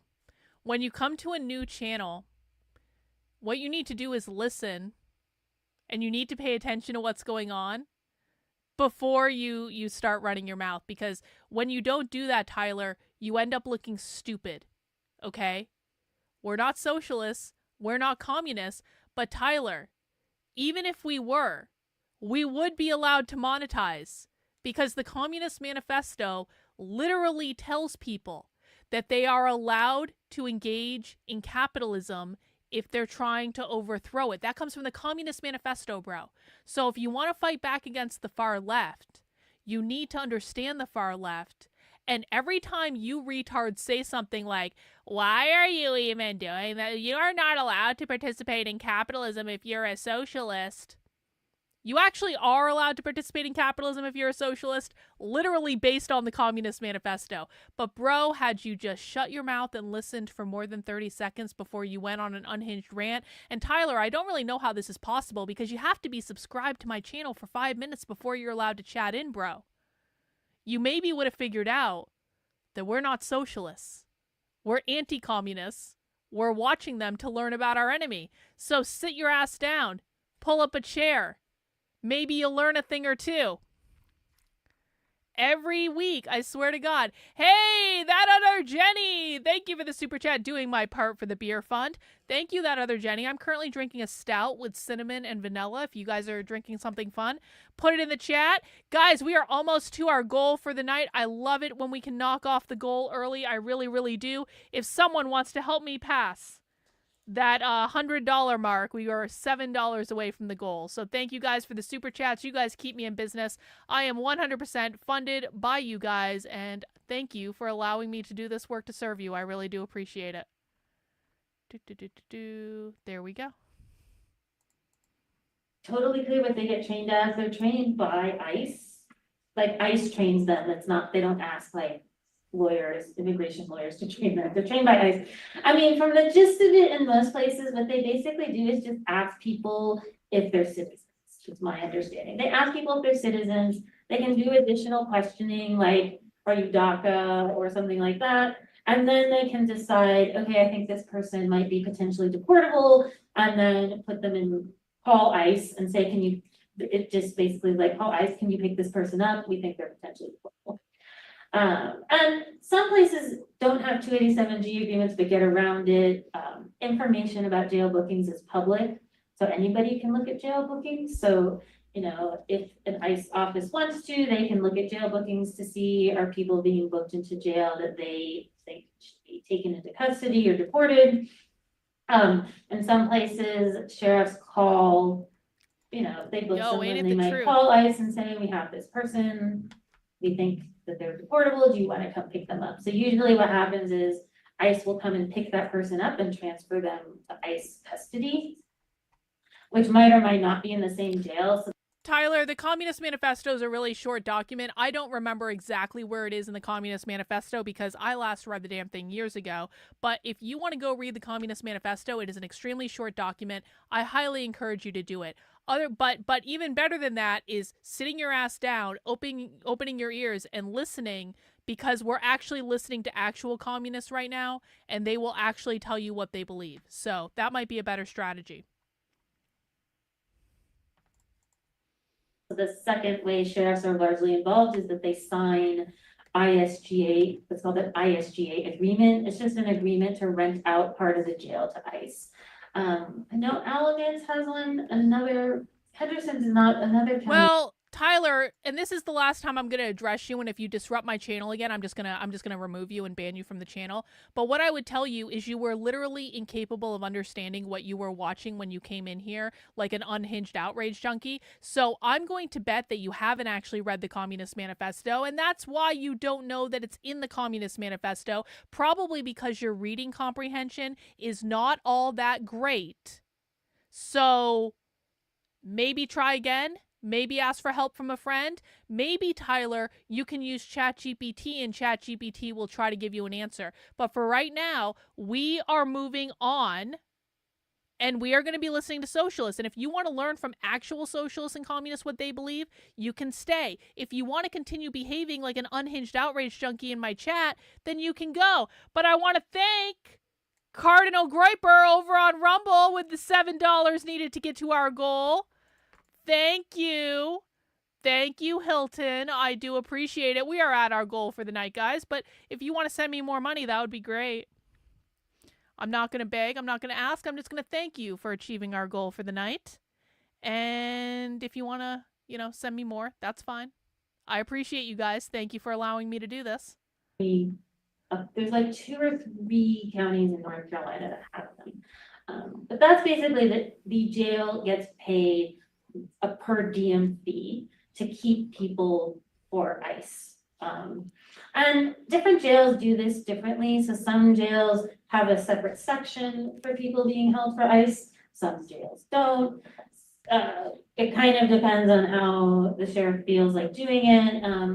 But we do know that, and then there are separate private prisons that are used for ICE detention. So there's like a variety of facilities that ICE uses to detain people. Sometimes they're far away, so there's not always a guarantee if someone goes into ICE detention that they'll be close to their family. They might get sent somewhere else. And we also know at this point that overall detention is bad. Like jail is bad for people, which I can talk extensively for a very long time about why it's bad. Jail is very bad. Detention is very bad. Health care is bad. Access to services is bad. It's unhealthy. People, and I think understated when I sometimes point out to people is it's also it's very uncomfortable. Like you don't have like your socks or your blanket or whatever. You don't get to call your kids and say, I can't pick you up today. You don't get to call, nobody knows where you are usually. And so it's really, I think, really disorienting and confusing for people. In addition to being, the food is gross, it's cold, it's hot, it's dirty, you don't get to go home and get your medicine, or all sorts of things like that. And plus, we just know now that confining people like that is just unhealthy. Because they want to abolish all prisons. There's nothing good about it. And any of that, there's no good reason. There's not a good reason to do it, and there's nothing good about it. In particular, a lot of ICE detention facilities have had huge issues with healthcare. And to clarify, I think, which is also important, is that when people are in ICE detention, they haven't been accused. They're not there because of a crime. They literally ICE are. detention is supposed to be civil. So if you are in deportation proceedings, that's a civil proceeding. Now that means different things. One of the problems with that is it means you're not guaranteed a lawyer because it's not a criminal proceeding. On the flip side, You're not an supposed to American. hold people in detention because it's a I know I'm civil debunking. proceeding. Okay. You're not there because you've committed a crime, although you are there. You are there because you committed a crime. But you're not there because you committed a crime. And so technically, right. The reason they're saying that you're in an ICE facility because you didn't commit a crime to get in an ICE facility is, again, socialists don't believe in borders. So socialists believe that if a person came here illegally, they're not committing a crime because they don't believe in borders. That's why she keeps saying that. And I want people to understand that because, obviously we can say, like, yeah, it is actually a crime to be in the country illegally. Like, that is actually a crime. And we know that. But you got to remember, again, this is about understanding the world from their perspective. If they don't believe that borders are a real thing that should be enforced, then they believe no crime has been committed. There should be a presumption of release, which is what we have right now, is a presumption that people who are in ICE detention should be released pending their hearing, because they're not there because they committed a crime, although this is something that is changing because of might change because of the new federal law. So I'm just moving on from sheriffs. But anyway, so there's two new laws here that impact people that you already talked about, right? There's HB 10, which, to say one thing, is that it was a great success and it took them 10 years to pass it. They tried and tried and tried to pass this law, and to say it delayed and delayed and delayed was, it was because people didn't want this law. And it's a little interesting. So sometimes I point this out about sheriffs, that there's, I think, 95 counties in North Carolina, so 95 different sheriffs, and only 5 counties have something like 3/4 of the people. So and all 5 of those counties, as far as I know, they're all sanctuary jurisdictions. They're all jurisdictions that don't have 287. Hang on. Don't get me wrong, I understand you're not a communist, Carlin, but are you saying you're explaining what they believe in their intentions and not exactly what they'll do if they get power? Well, if we know what they believe in their intentions, we know what they're going to do when they get power. I mean, listen, we've watched presentations from socialists talking about what they're going to do when they get power, and it's all based on what they believe. It's based on how they see the world, right? And so if we understand how they see the world, if we understand their perspective, we can intuit what they're going to do when they get power. So it's kind of the same thing. They don't cooperate with ICE, or I would say they do their best not to. Sometimes it's inevitable. But to say that is from saying that HB 10 is far from like the will of the Tyler, people. You're now starting to break my no whining rule in the chat, and I don't want to hear it. Use ChatGPT, bro. You were the one that came in and disrupted us. Use ChatGPT. Go do your own research. This is not the topic of the stream that we're doing today. I don't want any more whining about this topic. You have walked into a classroom. You've yelled and screamed when you've walked in because you didn't understand what was going on. And now you're continuing to be disruptive. Stop being disruptive. If you want to be here to learn, you are allowed to be here to learn, but I don't want to see one more chat about the Communist Manifesto when you have ample resources available to you to find out that information, including fucking ChatGPT, which can tell you in about 30 seconds. So go use that. We are not talking about the Communist Manifesto tonight. We're doing something else. You are not the center of the fucking universe.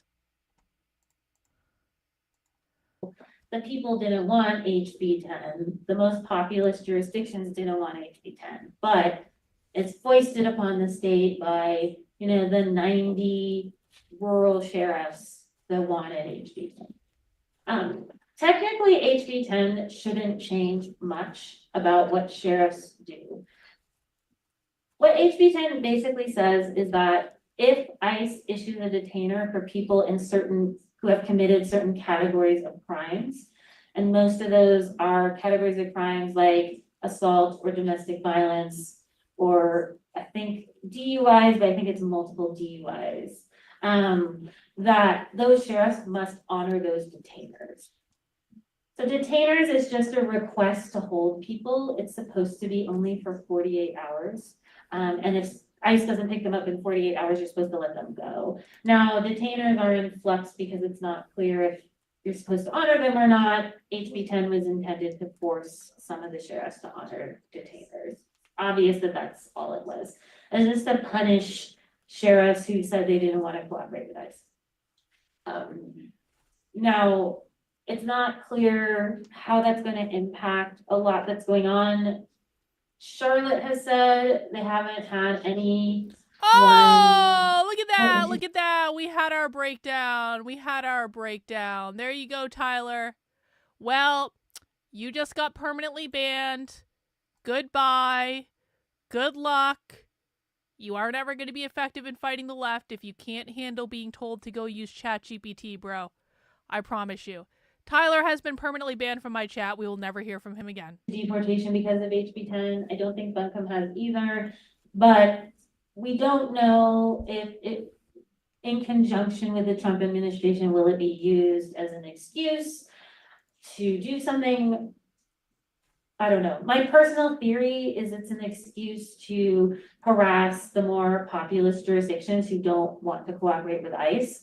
And if they don't honor a detainer and that particular individual, say, is arrested elsewhere, that's where sheriffs will get upset, is they'll say like, oh, well, Buncombe released this person they weren't supposed to release or something like that. So that's what I think is probably going to happen, but it's sort of hard to say. The federal legislation, it's called the Laken Riley Act. It's named after a young lady who was brutally murdered. It was a terrible crime. But this is a very bad, you would probably agree. I would say it's a very, very bad legislation that's getting passed on the federal level. Now, the good thing is it's federal legislation. It can't require local sheriffs to do anything. So nothing sheriffs do should change. So if the sheriff says, I have to do X, Y, I know we were just excited because we just banned an asshole in my chat, but listen to what they're saying. They're saying the Laken Riley Act is terrible legislation, and guess what, guys? Sheriffs don't have to enforce it. So now we know what the talking point is from the left. We know the left hates the Laken Riley Act, and they're going to be going out and telling sheriffs, you don't actually have to enforce this. That's part of one of the ways they're going to resist what Trump is trying to do. Thank you, Renan. How hard is it to realize that in order for a revolution to occur, the commies have to survive capitalism? Apparently very difficult for some people, Renan, but I do appreciate the super chat. Guys, please mount the like button if you have not yet mounted the like button. We do Socialism Saturday every Saturday at 6 p.m. Let's keep going. Let's actually rewind a little bit and let them talk about the Laken Riley Act again. I just want to make sure everyone actually hears this. Buncombe released this person they weren't supposed to release or something like that. So that's what I think is probably going to happen, but it's sort of hard to say. The federal legislation, it's called the Laken Riley Act. It's named after a young lady who was brutally murdered. It was a terrible crime. But this is a very bad, you would probably agree. I would say it's a very, very bad legislation that's getting passed on the federal level. Now, the good thing is it's federal legislation. It can't require local sheriffs to do anything. So nothing sheriffs do should change. So if the sheriff says I have to do X, Y, Z because of Laken Riley, no. See? They don't have to do anything different because of Laken Riley. Laken Riley only impacts ICE. So it says that people arrested or accused of a certain list of crimes that includes like shoplifting or theft. So it's a bunch of like what we would call like non-violent. So expanding the category of crime. Those individuals, it says that ICE has to issue a detainer and that ICE has to hold them. So they have to go into ICE detention. Now, ICE actually doesn't like this bill either. So oh, it's bad really? if ICE doesn't like it. Really?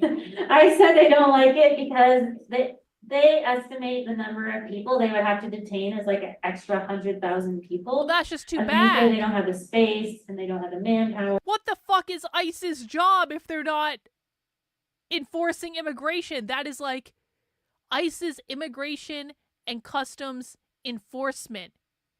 If ICE doesn't want to enforce immigration laws, then what the fuck are we funding them for? Oh, there's another 100,000 people we have to deport. So fucking what? We need to deport a lot more people than that. And they don't want to do it. So it's unclear exactly how this will happen. I think, Yeah, it is so probably one of the projection. things You're probably right. that Donald Trump has done and then I'll open up to questions. I think Donald Trump has done something which is to create like a lot of fear and confusion by having different laws that say different things that people don't know. So if you're arrested for shoplifting, does that mean you're going to get deported, right? Like people, it's to make people feel confused. He's also blending a lot of stuff that's interior with stuff on the US-Mexico border. So he's kind of mixing up like people who have recently crossed the US-Mexico border, which is like a different group of people than people who are here, living here and working here, who might potentially get arrested and potentially deported. So, and then that sort of gets mixed up with things like ICE raids on workplaces, checkpoints, right? It all sort of gets like mixed up into like one big thing. If Tyler is still watching from his permanent ban because he had a massive hissy fit in my chat, the information that Tyler is looking for is in chapter 2 of the Communist Manifesto, if anyone would like to read that. But we're not focusing on the Communist Manifesto tonight. But thank you, ChatGPT, for that answer. Or Raven. Thank you, Raven's Poetry, for that answer. And I do encourage people to use ChatGPT to look this stuff up because it's actually really, really easy. On purpose, right? So whenever they talk about like some of these laws, like the Laken Riley Act, they always show footage of the US-Mexico border, which is like, it's not related to that law. It has nothing to do with it. Nevertheless, it's to make people feel afraid and also to, you know, pander to his base, make people feel afraid. What I do know and can say with some confidence is that there's a number of sheriffs across the country who are excited. They like enforcing immigration law, or at least they like saying they're enforcing immigration law. A lot of them, you know, again, a lot of them are in places that are not as populous.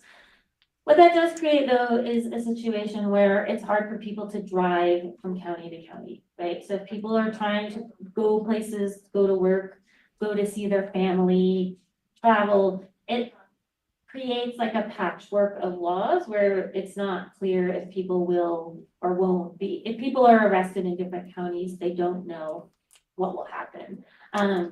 Maybe they shouldn't be in the country illegally. It always was, I think, confusing and people didn't know what would happen, but now it's sort of worse. So I was gonna say, if people wanna ask questions, particularly about sheriffs. For people who are new to Socialism Saturday, the Q&A is always the best part because they have to speak off the cuff, and oftentimes they say the quiet part out loud in the Q&A because they're just speaking off the top of their head rather than having sort of a prepared speech or a statement or anything like that. Add anything right now? Yes. Okay, you add it. Do you want to get your thing set up? I can hold it a little bit. Solo me gustaría agregar que todas estas propuestas de ley y lo que se dice en papel que deberían de ser todos estos biles, como lo dije hace un rato, terminan siendo quizá una excusa o un empoderamiento para todas esas fuerzas de ley como los state troopers que son a nivel federal, que no son quiero decirlo, no quería decirlo así, pero que son racistas, a llevar a personas que su único delito es no tener... Wait. Do you guys see what that said? Did you guys see what that said? Wait. I just wrote the greatest slogan ever. I freely share it with you. Use it. If you make a lot of money, fine. Okay. All right. Well, let us know what the greatest slogan ever is, I guess. So let's just, Spanish is your first language, Rottweiler. She's just, so the reason I wanted to replay this again is she just said that all state troopers essentially are racist. Watch. You can read the captions. Exacto. Quiero decirlo, no quería decirlo así, pero que son racistas. They're all racist. A llevar a personas que su único delito es no tener una licencia para manejar. Y con eso les basta para poder llevar a alguien a la cárcel y poner, quizá es un sospechoso, porque sabemos que lo han hecho. Y hace un rato le mostraba a Jessica una detención que no era tan legal.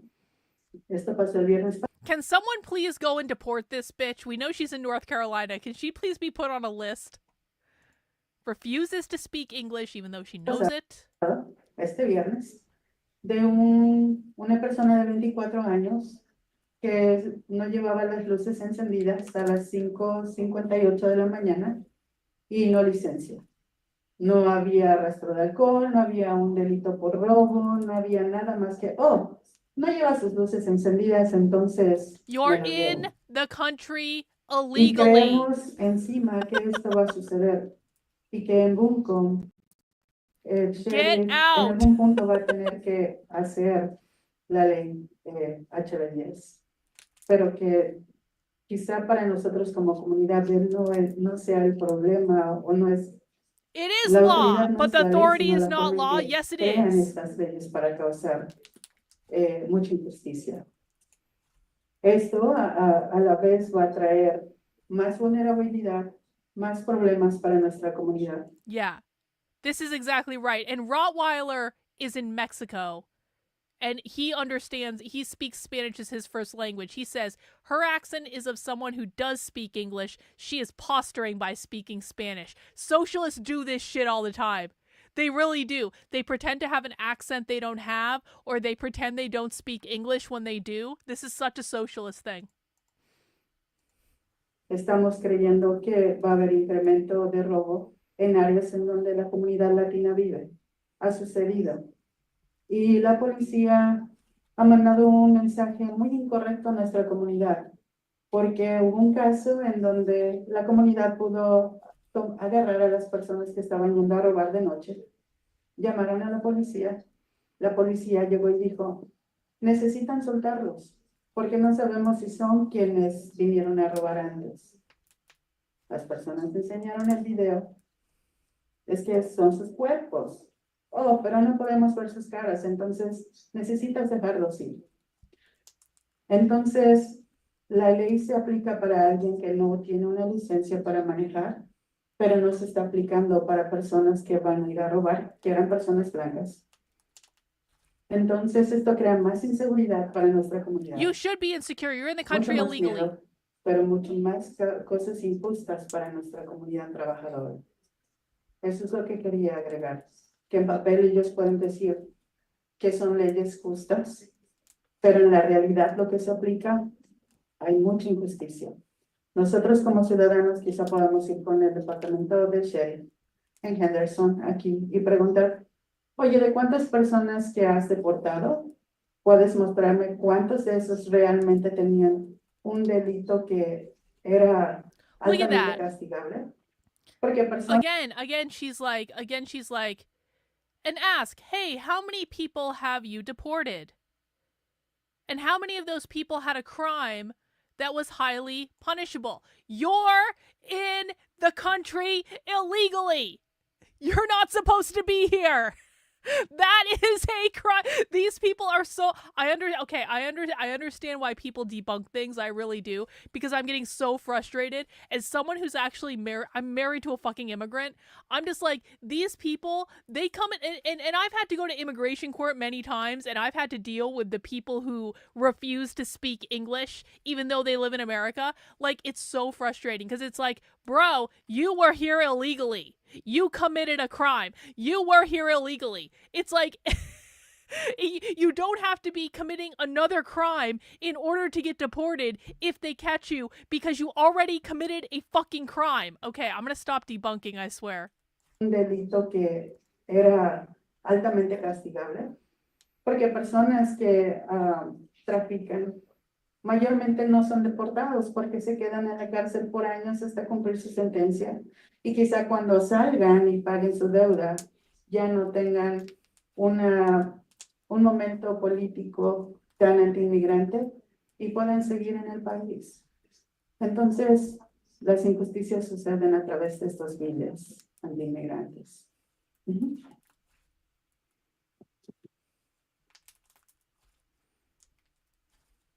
I would agree. I agree. It all comes down to how it's being enforced. And because we have Well, I'll tell you this. So when my husband was going through the process of getting his green card after we got married, it took 4 fucking years. 4 years. It took 2 years for him to get temporary status. He couldn't work during those 2 years, so I was the only one that was bringing home a salary. It took an additional 2 years for him to get a permanent resident status. It's like, so you get it. So when you first get married, you can get like a temporary green card in case you get divorced or something like that. And after that, you can get granted permanent status. And so it took 4 fucking years. And part of the reason it takes so long is because the immigration system is so backed up that it's just like, it's impossible. So, yeah. Anyway. 18,000 different law enforcement agencies in the United States.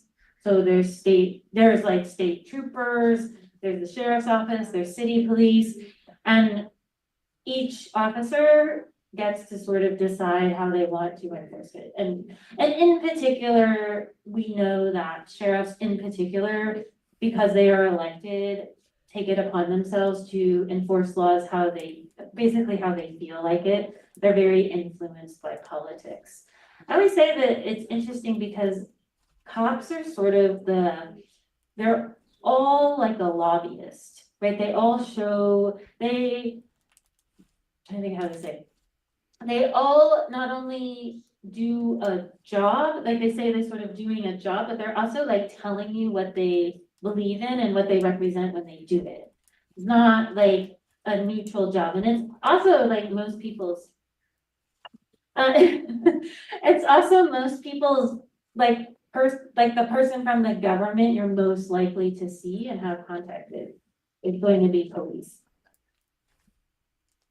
So, and I think that it's hard. And we are in a moment where a lot of other criminal justice reforms are being rolled back. Like North Carolina just rolled back the age at which you charge young people as adults.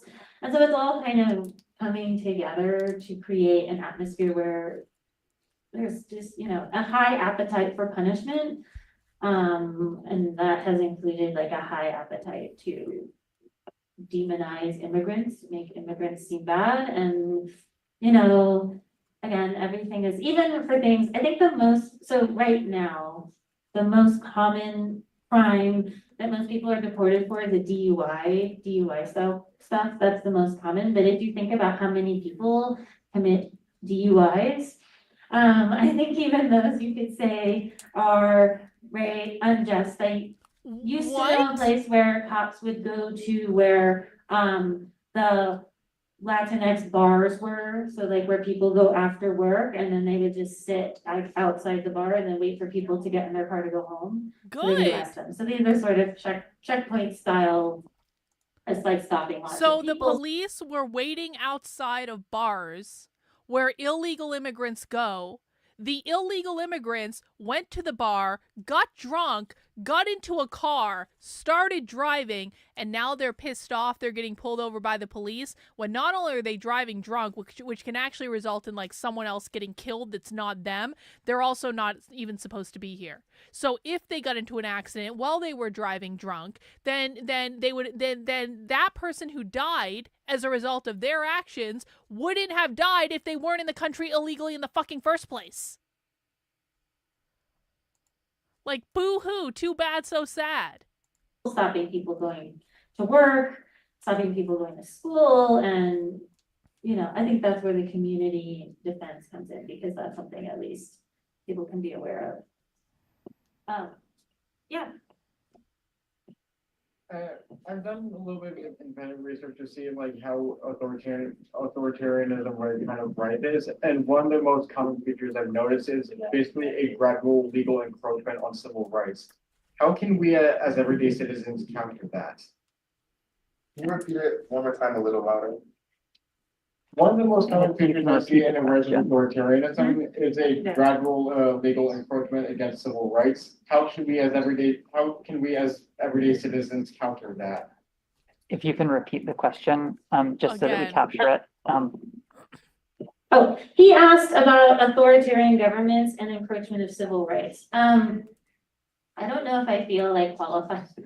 I don't know if I feel qualified enough to answer that question. I'll answer it in a limited way, that I can. Which is to say that one of the things I talk in the book about is that sheriffs are being very much dragged, running to the right.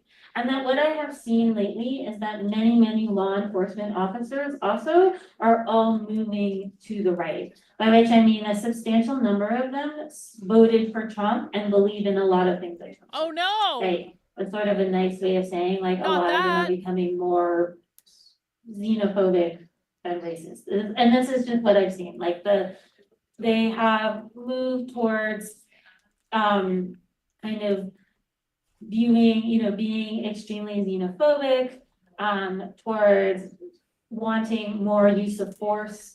That's something that I think is really important to the Trump administration right now, honestly, is just to like allow greater use of force by a lot of law enforcement officers. So they want that, they want less responsibility. I mean, everybody always wants less responsibility, but they sort of want less responsibility. And they're very much in favor of things like civilian gun ownership, opposing things like, I mean, one of the things I noticed just in the course of reporting the book was like a decreased interest in investigating and dealing with domestic violence, which is something I became deeply concerned about in the course of reporting that. Nope. No. This is a bullshit conservative narrative. To them, conservative does not automatically mean bigot. That's not what was said. What they said is racist, white supremacist, stuff like that. That doesn't mean bigot. And you've been around long enough to know better. For people who are new, I love it when people who are new ask questions. I start to get very, very annoyed with people who come to my streams on a regular basis and don't listen to the answers to the questions that are given. And this person has been around my streams for a long time, and this person should know better. They do not call people bigots. That is a low IQ take. That is a take from conservative outrage junkies. I highly encourage you to stop watching whatever you're watching because you're being fed low information, low IQ type bullshit. When they say racist and white supremacist, they think that, I mean, to them, whiteness means capitalism. Whiteness has nothing to do with your skin color. It has to do with private property ownership, the bourgeois, the oppressor narrative, stuff like that. So it's not about this at all. All right, you're an old conservative. Okay, you know what? Listen, I can take that. I can. I know it's hard sometimes, especially if you're older. I get it. But they're not calling you a bigot. They're saying, when they say racism or white supremacy, they're saying you are engaging in capitalist values. That's what they're saying.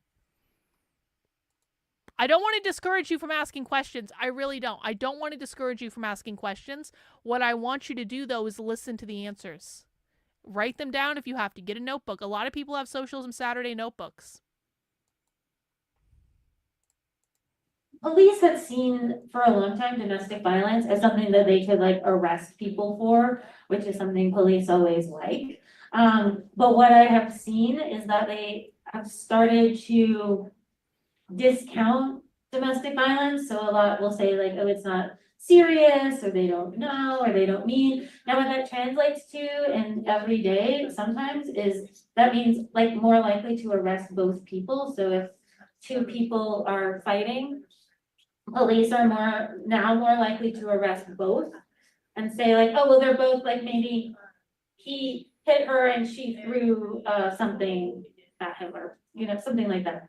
And they'll arrest both and say, oh, well, they're both committing violence, they're both domestic abusers, right? And then both of them got arrested and treated the same, even though the power dynamic is not the same, right? Is sort of the problem. And you see this in things like women who defend themselves against like abusive partners who end up in jail or prison because they're defending themselves. Like there's a lot of inequities there, but I do think that this is something that's getting like increasing, like this sort of intense misogyny. And of course, like that will tie to things like all the policing and attacks on the LGBTQ community, right? Especially the trans community. I think that's something that's pretty obvious in most areas, but that's obvious in terms of law enforcement as well. And I think a third category where people are very punitive is in the area of protesters. So what I have seen is more punitive, there are more punitive laws right now allowing people to arrest protesters. I think that they're very willing to arrest. Bobby, they literally tell us what they think all the time. So I don't know what you want from them because they literally tell us what they think all the time. Protesters, there's a huge push, particularly people protesting genocide. They have a huge push to arrest people who are protesting genocide, especially anyone who might not be a citizen. I have a theory that one of the goals is to try to deport protesters who might fall in that category. So I do think like protest is another area where it's important. The Laken Riley Act explicitly includes a provision that they have to hold you and detain you if you are accused of assault on an officer. If you've heard, so assault on an officer is a pretty broad, it's a pretty broad category. Most of the time it happens because, especially in protests or other big situations, because they push you. So cops' strategy in a protest is to push and kettle people into a small compact area. And so sometimes people then put their hand out so they don't fall or something. Like usually it's a situation where you're putting your hand out because you're going to trip and fall. And so you put your hand out and you touch a cop. Someone said it was like if you cough on a cop, which is not far from the truth. It's really like anytime you like put your hand out and touch, like do something like that, which is pretty natural for most people, but that's another category they added. And I feel like that's a category very much designed at protesters, because that's like a typical thing that people do naturally do in a protest is like that's they don't fall. Oh yes, please. Well, I'm curious I appreciate that you highlighted the critical role that democratic administrations have played in creating the infrastructure for mass deportation. I'm curious how successful Trump was in his first term at pursuing deportations, and if he was not entirely successful, if you could reflect on maybe some of the things that contributed to, basically what were the strategies that contributed to slowing? So what they're doing right now, I just want to point this out. This might seem like a boring point, but what they're doing right now is saying, where did Trump screw up in the past and how can we take advantage of that? So this is the type of thing that the left does that the right doesn't do. The right never does this stuff. No, this was filmed like a week ago. Socialists still believe there's a pandemic, therefore they still wear masks. So the right never does this stuff. They never like really think critically about like, okay, what are all the loopholes that the Democrats screwed up in, and how can we take advantage of that, and how can we resist everything the Democrats does? The right does not do this at their events. Only the left does. And so this is why the left is constantly able to get ahead of the right, even though like the left doesn't have political power right now, but they're saying we will analyze this situation to death from every possible angle, and we will look for any advantage we can to be able to push back where Trump and the Republicans have screwed up in the past. This is something that the right really should do more of, but they don't. Or blocking deportations during the first administration.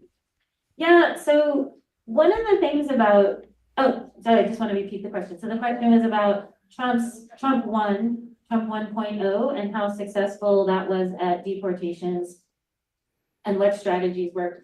So one of the things that's interesting about Trump the first, is that they were not successful at deportations. I want to say, first of all, there were things like the Muslim ban, right? And people at the airport. So there were a lot of like bad things that happened. I don't want to say like nothing bad happened. Oh, A lot by the way, the left on their websites and on Blue Sky, and by the way, guys, if you aren't on Blue Sky, you're missing a treasure trove of like socialist stuff, because the socialists basically own Blue Sky. Like if you join Blue Sky, I would recommend not posting conservative stuff, but just watching what the left says and does, because like it's just like they are laying out their entire effing strategy on Blue Sky for us, and they're just doing it all on their own. They have their own private social media platform. But one of the things I will say is the left has actually been talking a lot about how they defeated the Muslim ban, how they resisted the Muslim ban by showing up at the airports and protesting and causing a lot of ruckus and all that stuff. So they are directly using what they did to defeat the Muslim ban when Trump implemented it in 2017 or something. They're using that to apply to now with the mass deportations. So it is a topic that's coming up for them quite a bit. Well, no, just create a sock account that's not real or something. I have a couple accounts on there. Thank you for the super sticker. I do appreciate it. Very bad things that happened, notably things like the Muslim ban, notably a lot of propaganda around immigrants, particularly any immigrants of color. And so that was definitely there. And Trump, also had hired Tom Homan. So Tom Homan has been rehired as the quote unquote border czar, which is not like a real job. So I don't know. Mostly with Tom Homan, I will say this, Tom Homan is a very, very mean person. So in researching the book, I researched quite a lot about Tom Homan, and he is not a nice guy. He's not very nice. He would deport anybody, he would deport his own child. He's like that. And so during the first Trump administration, there was actually a lot of back and forth between people like Tom Homan and Stephen Miller, who wanted to do more deportations faster, and other people inside the administration who were pushing back, and quite frankly, a lack of resources and organization. So one of the reasons why Trump perhaps didn't deport as many people. Biden this year deported many, many more people than Trump ever deported. He deported the highest since, I think, Obama's peak. So it was a lot, Biden deported more people than Trump ever deported. This is a problem. This is a problem. Do you know 400, 500,000? Yeah, right on that number, so close to 500,000. So that's a lot. And so to bear in mind that a lot of people are sort of always being deported. Trump did much less than that, but I largely actually chalk it up to a lack of administrative competence, because he was doing different things. It is actually, yeah, it is. And I think some of that will be the same now. One of the ICE, for example, doesn't like the Laken Riley Act. One of the reasons is that ICE is limited in terms of capacity and personnel. They just can't go everywhere. And people don't get picked up by ICE sometimes because ICE doesn't feel like it. They just don't want to do it. And so some of that, will of course be an issue. There are limits in terms of personnel, right? I don't want to say hey, and the problem with that Jay is honestly Coney, it creates almost more anxiety, because you don't know when will they decide to do it, when will they be lazy and not want to get in the van, and when will they not be lazy. And some of that depends on the local office in Charlotte. The closest ICE office is in Charlotte. So what does the Charlotte office want to do? And you don't know, because it's whatever that person, whoever's in charge, feels like doing that day. And so I think, guys, I just want to take a quick pause to remind people, just because we do have a lot of new people here tonight, I do stream Monday through Friday at 5 p.m. Eastern time, so an hour earlier than I do on Saturdays. And on Monday through Friday, we do usually watch a lot of far left content. So if you're enjoying the socialism content, come back for one of the weekday streams, because we do actually end up covering some crazy, crazy stuff on the weekday streams. Socialism Saturday, of course, is its own beast, where we only watch the radical revolutionary far left. But oftentimes we are watching the far left midweek as well. It just depends on what's going on, what I feel like covering during the week. But I definitely recommend joining us throughout the week. You don't have to come just on Saturdays if you want to. So make sure you're subscribed to the channel. Make sure you have notifications turned on. Making sure you're mounting the like button. We don't smash here. We mount like adults. All right. And I appreciate everyone coming out tonight. And we have about 40 minutes left of the presentation. They're doing some Q&A, so let's continue to listen in and see what we can learn. I think there's some of that. Now, one of the important points of resistance in Trump 1 was the resistance of a lot of more, like, I don't like to call them progressive, like the quote unquote progressive minded law enforcement and sheriffs, right? And that was really important, like to say especially around progressive. 2018, like in North Carolina, when groups of progressive minded sheriffs got elected who said they would not cooperate with ICE. So they didn't honor detainers. They exited the 287G agreement. And this was a big deal. So the left is telling us that one of the strategies that they're going to utilize to resist these mass deportations is just people refusing to do it. The governors are pushing back. I think it was Katie out in Arizona said that Trump isn't doing mass deportations in Arizona. I'm sure like we'll see about that. But they're expecting, like, one of the key tactics that they're going to utilize for the deportations is just people not doing it, people not complying. And what can Trump really do if he doesn't have the manpower to force people to comply? So that is something they're going to be encouraging people to do at all levels. Yup, J.B. Pritzker in Illinois did exactly the same thing. Pritzker is a massive socialist. Like, Chicago is so socialist, it's crazy. Yup, they're starting to resist on campuses. There was a resistance at a high school. There's going to be resistance at high schools. So it's just going to be like obfuscate, deflect, resist. We're going to get a lot of stuff like that coming up. Trump's got to stay strong. And listen, people have got to be giving Trump feedback. Like, if you want the mass deportations to happen, you've got to speak up on social media, guys. You really do. Get on Twitter, talk about it. And the reason I say that is because they do actually pay attention to this stuff. And the best way to get Trump to actually do something is through public pressure. So participate in public pressure campaigns. If Trump feels like he's getting more resistance from the left than he's getting push from the right, then he's going to go with where he's going to capitulate. We know this. He's done it a million times before. Trump wants to be loved. Anytime he gets pushed back, he ends up capitulating. And so Trump needs to hear from the people with like an overwhelming force. We want these mass deportations. Do not allow any of this bullshit to prevent that from happening. Oh, there was a protest today in downtown Chicago. Yeah, this is what I told you guys was going to happen. We're going to start seeing a lot of protests around immigration. This is going to be like the left's big issue that they're kicking off with.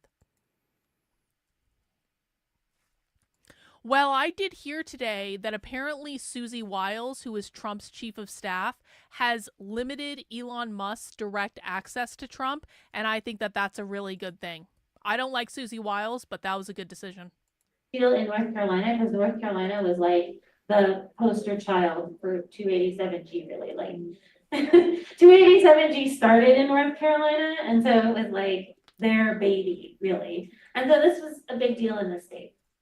Now, I'm a little concerned about some of this for a few reasons. One is like new state laws. Like, it's obvious that like some states now, for example, Texas and Florida have like very, very strict laws requiring cooperation. So like, and I heard in Florida, Ron DeSantis is proposing even stricter laws. So I don't know. I mean, his laws are crazy. He's proposing like crazy things, but who knows what will happen. And so it's very hard. It's very hard in some of those places, right? Like there's limited resistance that like individual law enforcement can do. Thus far in North Carolina, like it seems like it's still in play. One of the advantages to a federal system is the federal government cannot technically order local officials what to do. And a lot of governors have also said that, but I worry, so one is like new state laws. Two is like a lot of governors had said they would not cooperate, but then started like changing their mind. So like Eric Adams in New York was like, I'm not gonna cooperate with ICE, but then he was like, okay, maybe I will, because I don't know why. Because he's like gonna get indicted, I guess. He's like, I don't want to. Yeah, he is. I don't want to get in more trouble for like various reasons, like to save their skin. It just feels like the Laken Riley Act is very disappointing because a large number of Democrat legislators voted for it, even though it was bad. They knew it was bad and they did it anyway, which is like very disappointing.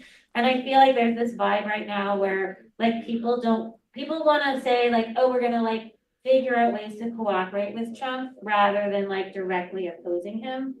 And that worried me a lot. Now, I don't know in North Carolina, like the governor hasn't said either way. So like, I don't know like what the plan is. But it makes me worry that like some of these places may not resist as much. There's also this sort of wave, it hasn't been here, but there's a wave across the country of all these other laws to punish immigrants. So laws like Texas, for example, has a law like they are gonna ask people's immigration status if you go to like the doctor or the hospital. They want to pass some laws that are like not allowing children to go to school, like not giving people benefits, like all these laws that are intended to be really punitive, just make people, I mean, other than just make people feel bad and suffer, like. Yeah, you might not have noticed this, but there's actually a woman running this channel right now that's opposed to this. So maybe rein that shit in, because whether you like it or not, I'm the queen fascist dictator of my YouTube channel.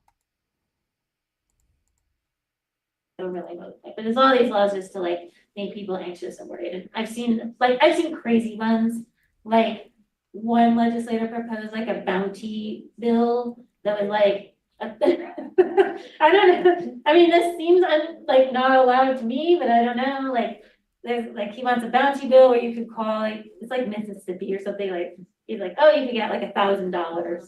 Yeah, for $1,000 for reporting. And then like, and now these are not been passed, but they're getting proposed and they're bonkers.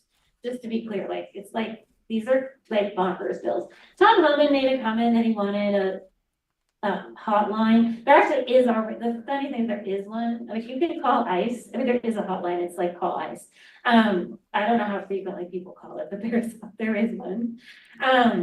Everyone should be calling the ICE hotline and reporting all the illegal immigrants in their city. I think that'd be a really good group activity. And there was one jurisdiction I was looking at in Michigan where the sheriff, they did a county law that they wanted the sheriff. This is what I'm a little concerned about because it feels less crazy. They wanted to track police contact with immigrants. So the idea was like they would keep track of like how many immigrants were arrested, how many they pulled over, how many they talked to as witnesses, etc. I thought that was sort of worrying because that's not a little less like it seems like, oh, okay, they're just like collecting data. But obviously the reason for it was like, I mean, the reason for it is, I don't know, in case they want to go find, like, you know, they have this thing like, oh, we know the people to find, right? So it's like, seems like they're going to track so they could find people. And when in that particular place, I like got FOIA'd emails, and what was happening was like, these like cuckoo people were emailing the sheriff being like, this next door neighbor seems, you know, like this next door neighbor has a lot of people at their house. I think they're doing X, Y. So is this like reason to be like, yeah, kind of cuckoo stuff. Now it was so cuckoo, even that sheriff didn't do anything about it, but you know, this is the kind of thing, like it's inspiring people to do stuff like that. I think the main one, I mean, my main argument has been that like the main way to resist is just to like resist all kinds of criminalization and arrests. If people aren't pulled over, then they're less likely to get deported. If we don't have a roadblock, people are less likely to get deported.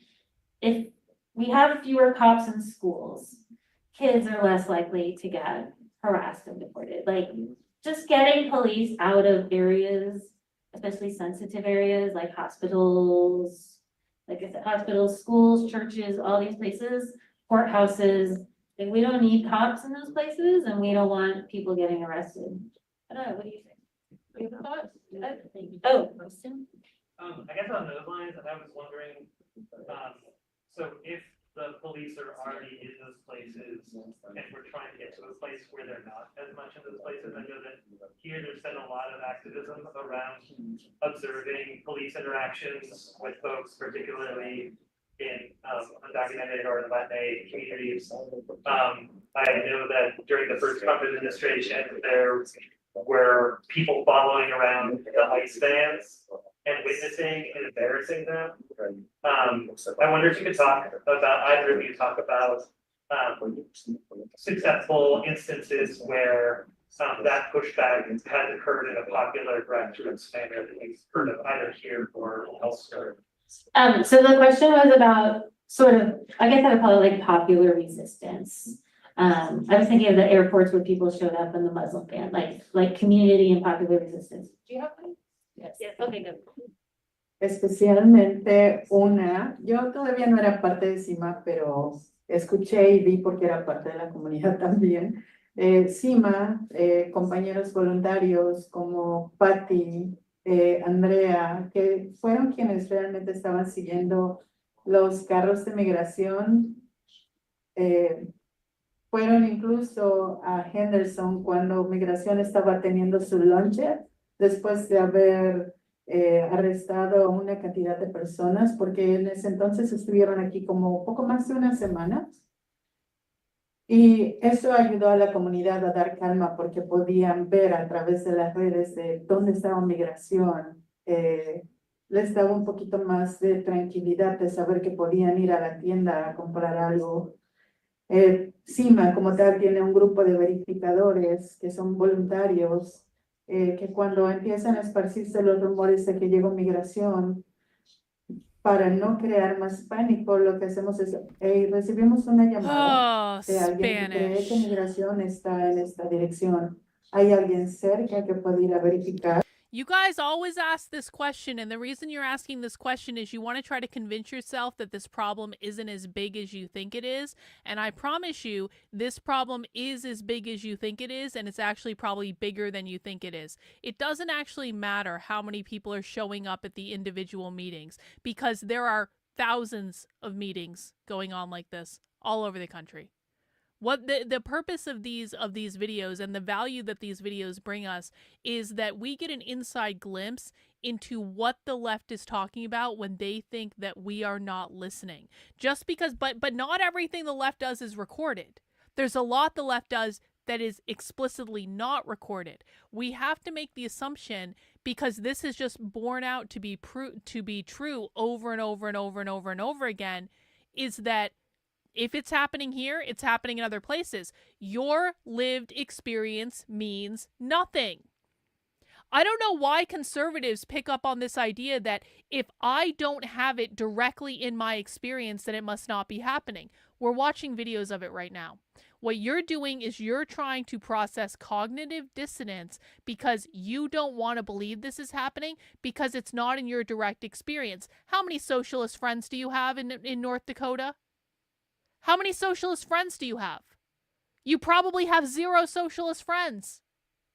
If I went based on my lived experience in New Hampshire, I would say this is never happening. I don't have socialist friends in New Hampshire. I have libertarian friends in New Hampshire.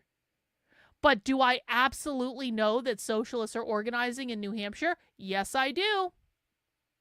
And I know exactly what groups are organizing because I proactively looked into it. It was outside of my direct experience, but I proactively looked into it. Just because socialists are not my personal friends and I don't interact with them on a daily basis doesn't mean it's not here. And just because you don't see it in North Dakota doesn't mean it's not in North Dakota. In fact, I agree with Hilton. This is taught in every fucking school in North Dakota. I promise you. People think this stuff isn't taught in red states. Well, I'm going to point you to the state of Montana. The state of Montana last year, which is a very red state with a Republican governor, the state of Montana last year kidnapped a child from her family to send her to a neighboring state to transition her gender because it was against Montana state law to do it, so they sent her to a different fucking state, and this was all approved of by the governor of Montana. This is happening in every state in the country, and every time people come onto these streams or they say, well, I don't see it, so it must not be happening. No, just be like, your lived experience means nothing. That is one experience. And you probably have never been around these people in your life. I've gone undercover multiple times at these people's events. This is happening in your state. It is probably happening right under your nose. You probably just haven't bothered to look into it, or you haven't found the groups yet. So can we please dispense with this? We are watching it on video right now. And again, I'm telling you this to try to help you, okay? Because I recognize you. You show up on the channel and you pay attention and you listen. I'm telling you this to try to help you. I need to smack you in the forehead because what's going on, and I've been doing this long enough to know, what's going on is you don't want to believe that this is true. And so your brain is going all over the place to try to rationalize why this is not true. You are working through cognitive dissonance. You are seeing something right in front of you that is different from what you believe is true, and your brain is trying to understand this. But I'm telling you, you've got to come to a place of acceptance where this is happening. This is happening in every state in the country. This is probably in your kids' schools. You just need to accept it, and it might take time for that to happen, but I'm telling you what you need to hear in order to work through this process. Guys, everyone who has ever watched this channel, everyone who has ever watched Socialism with me long term has gone through this process, okay? There are a lot of people who show up to 1 or 2 streams and then we never hear from them again because they quit. Because they start going through the cognitive dissonance of it and they just can't take it. And this is not, and I'm not trying to make you feel bad. I'm really, really not. I am telling you that everyone who is in my audience that has been watching Socialism with me for a long time has gone through exactly the same process of cognitive dissonance. You are basically going through the stages of grief. You have to come to a place of accepting that this is real because it's so different than what you're seeing when you look at your media or anything like that. It is very, very common, and you should take comfort in that because if you're experiencing that, you're like, what the fuck is this? And by the way, I said this earlier, this isn't even the craziest stuff we watch. This is a maximum of 3 out of 10 on the craziest stuff that we watch. This isn't not anywhere close to the really good stuff. You have to allow yourself to work through the process of cognitive dissonance, but you also have to remind yourself that that is what is happening. And I implore you guys, when you're going through that, don't run away. Don't go and stick your head in the sand. Don't try to rationalize your way into believing that this is not happening. We're seeing it on video right in front of us. We know it's happening, okay? And these people are very consistent. They say the same thing over and over and over again across all their different groups. So I know it sucks. I really do. We've all been through it. I went through it live on the internet, okay? But just hang in there. And if you need to ask questions, and we'll try to answer them. Los verificadores obviamente tienen que tener un documento, ya sea ciudadano o residentes, porque pueden acercarse a la policía o a la persona en cuestión y preguntar, oye, estoy preocupado por mi comunidad. ¿Podrías explicarme qué es lo que estás haciendo? ¿Estás buscando una persona? Y se clarifica el rumor. Si es verdad, pues se manda un mensaje a la comunidad. Si no es verdad, también se manda el mensaje a la comunidad para dar esa tranquilidad de esto solamente fue un rumor. Hubo una ocasión hace como 2 años en donde alguien de los que cazan, bueno, son cazarrecompensas, los que buscan a quienes, sí, ¿no? Cazarrecompensas, bounty. Llegaron a un parqueadero y la gente obviamente se empezó a asustar. Yo vivía en ese parqueadero y una vecina me llama y me dice, oye, creo que migración está 3 casas de donde tú vives. Y entonces se le pidió a la persona que fuera a verificar, a preguntar. Dijo, oye, yo soy parte de esta comunidad. Me gustaría saber qué estás haciendo aquí. ¿Cuáles son tus credenciales? Y él dijo, no, yo no soy ICE, pero estamos buscando a esta persona porque no se presentó a su corte y ahora tenemos que agarrarlo para llevarlo. Entonces, Todas estas acciones dan tranquilidad a la comunidad, pero también le hacen saber es que su trabajo va a ser mucho más difícil porque los están viendo por si rompen las leyes. Claro que ellos violan los derechos humanos. You know, this is a fair question. Are these fake stories or are they real stories? I don't know the answer to that. I really don't. We hear stories like this an awful time when an awful lot of the time when we're watching socialism. My gut tells me that they are exaggerated versions of the truth. They're exaggerated versions of what happened, but they could be completely fake. They could be completely real. They could be somewhere in between. I think that what the stories give us that we have to consider is it gives us a glimpse into the mindset of how these people think. And so it's like, even if the stories are not completely real or even if they're just completely fabricated or whatever, we're still getting a glimpse into the mindset of the narrative that these people are pushing, which tells us how they're going to behave, because based on what people believe, that's how they're going to behave. And so there's value in listening to them, but I agree with you in that I do think that we should always be skeptical when we hear these like lived experience stories. It might not be real, but it does give us insight, but it's probably not real. Yeah, they actually do. This is a really good point. We haven't done reproductive justice in a while. We probably need to do a reproductive justice review because they're probably going to be starting new things with the Trump administration starting. But reproductive justice is crazy. That's what they call fighting for abortion, is reproductive justice. And they actually train people to tell the story of their abortion in order to encourage more people to get abortions, essentially. They're called abortion storytellers. De las personas a las que detienen. Que por cierto vamos a tener, aprovecho para hacer un comercial.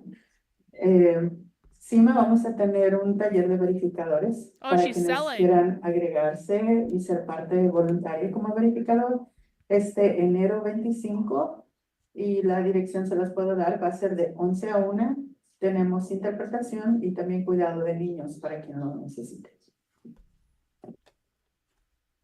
Okay. I was just thinking I have to get the date. I was thinking of another one. So in Texas, this is during Trump 1, there was a community outside of Austin. There's like a primarily Latinx community. It was a lot of people who worked in construction in Austin. Charleston. And so they so the sheriff there set up a checkpoint. It was a rural community, it was sort of like one road, and then there was a gas station and a Dollar General. So there's a lot of people coming home from work. That's not outside of Boston. Stop and pick up stuff and then go home. So they were setting up a checkpoint there and stopping people without driver's licenses and then arresting them and taking them to jail. They don't have driver's licenses. And interestingly, a few things happened. So one was that they were all from Mexico. They called the Mexican consulate. No shit. It's a little interesting because the consulate, one of the issues that will happen is the relationship with the Mexican consulate. So they called the Mexican consulate and he went to the jail and said, why are there so many people here who are Mexican citizens? And then also a lot of people in the community went to the sheriff and told him to stop. So it was a lot of them were children. So like citizen children of people in the community went to the sheriff, and told him to stop, that they were watching him. They didn't, to stop this checkpoint. And then between the two pressure, like the consulate pressure and people telling him to stop, he didn't do it. The next time he tried to do it, similarly to what you were saying, everybody flooded the internet and said, he set up this checkpoint here, don't go, and then it was online, and so he just sort of looked bad, everybody. Just remembered another one. Yes.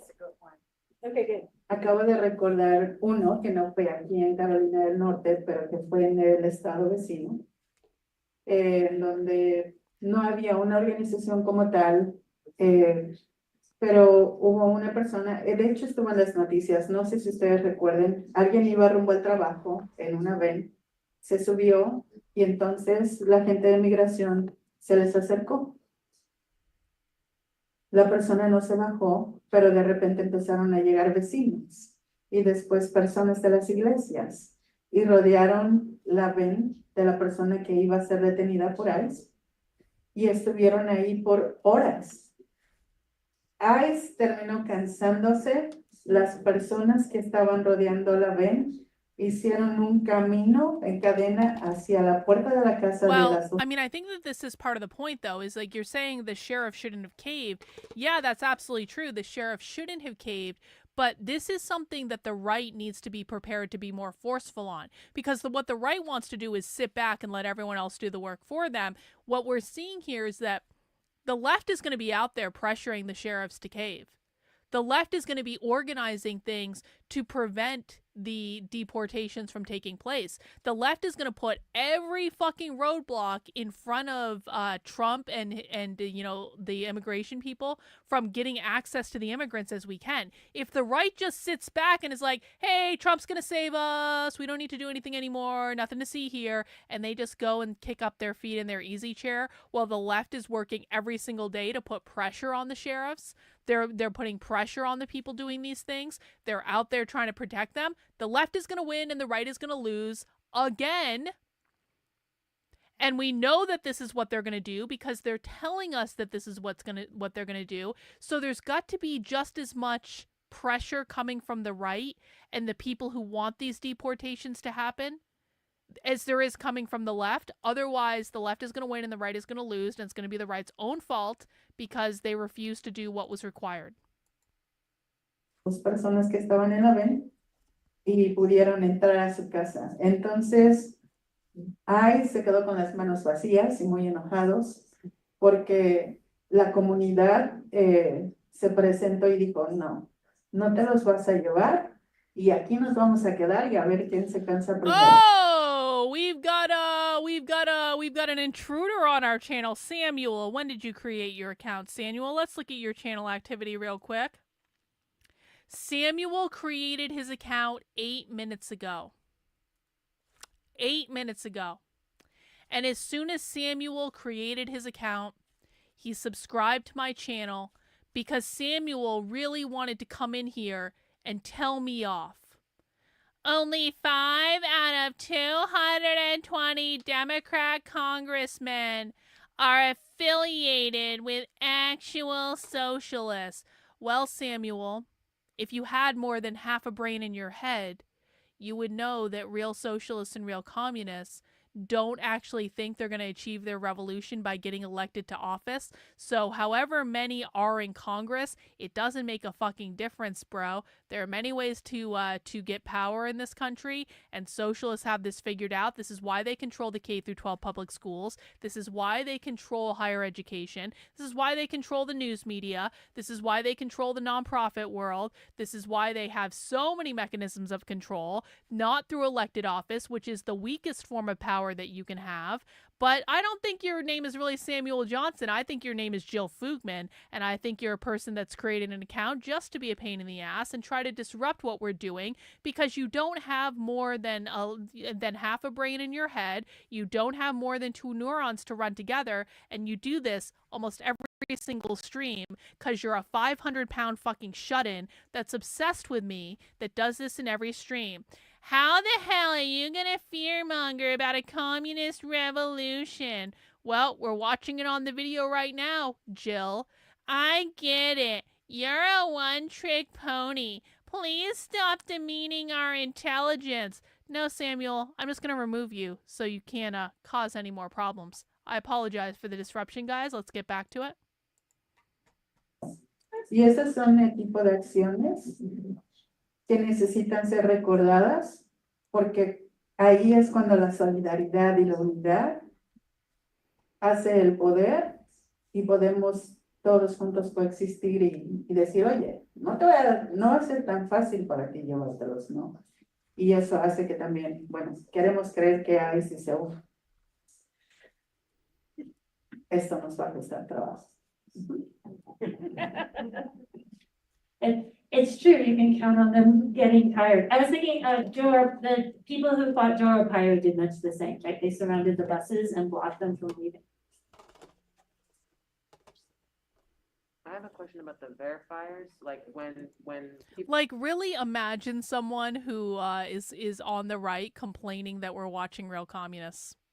Really imagine that. They're pissed off that we're watching real communists. Yeah, okay, sure, okay, whatever. People get information back from the cops. You know, people are talking to the cops. What are you doing here?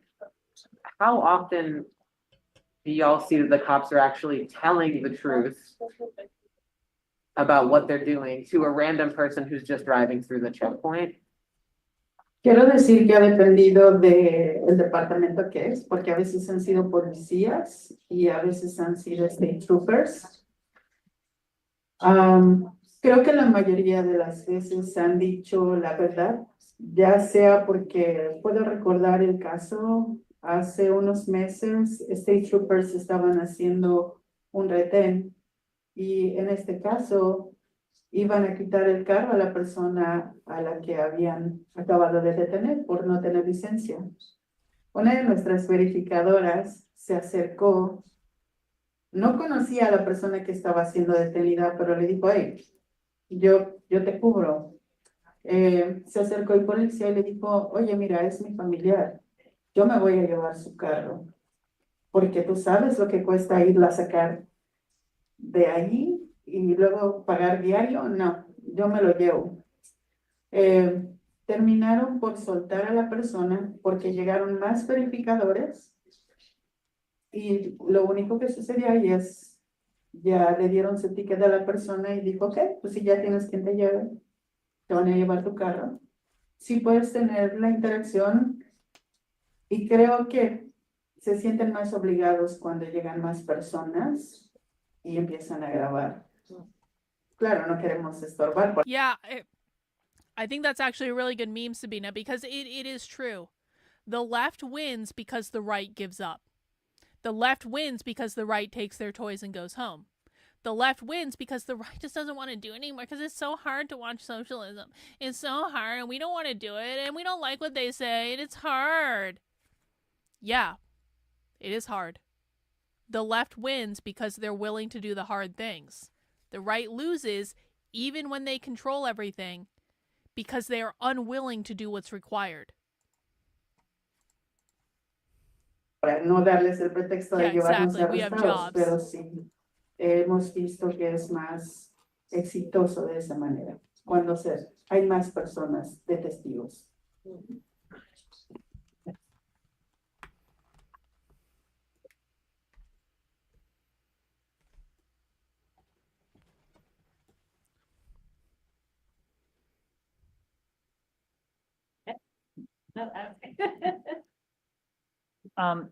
I was wondering if you could talk a little bit more about the role of like far right ideology, particularly among sheriffs. And I realize that. Oh, that's a good question. The role of far right ideology among sheriffs. Let's just take the super chat from Rottweiler. I'd be surprised if Trump mass deportation reached six digits. We all know he's bending the knee and right-wingers can't be bothered because jobs.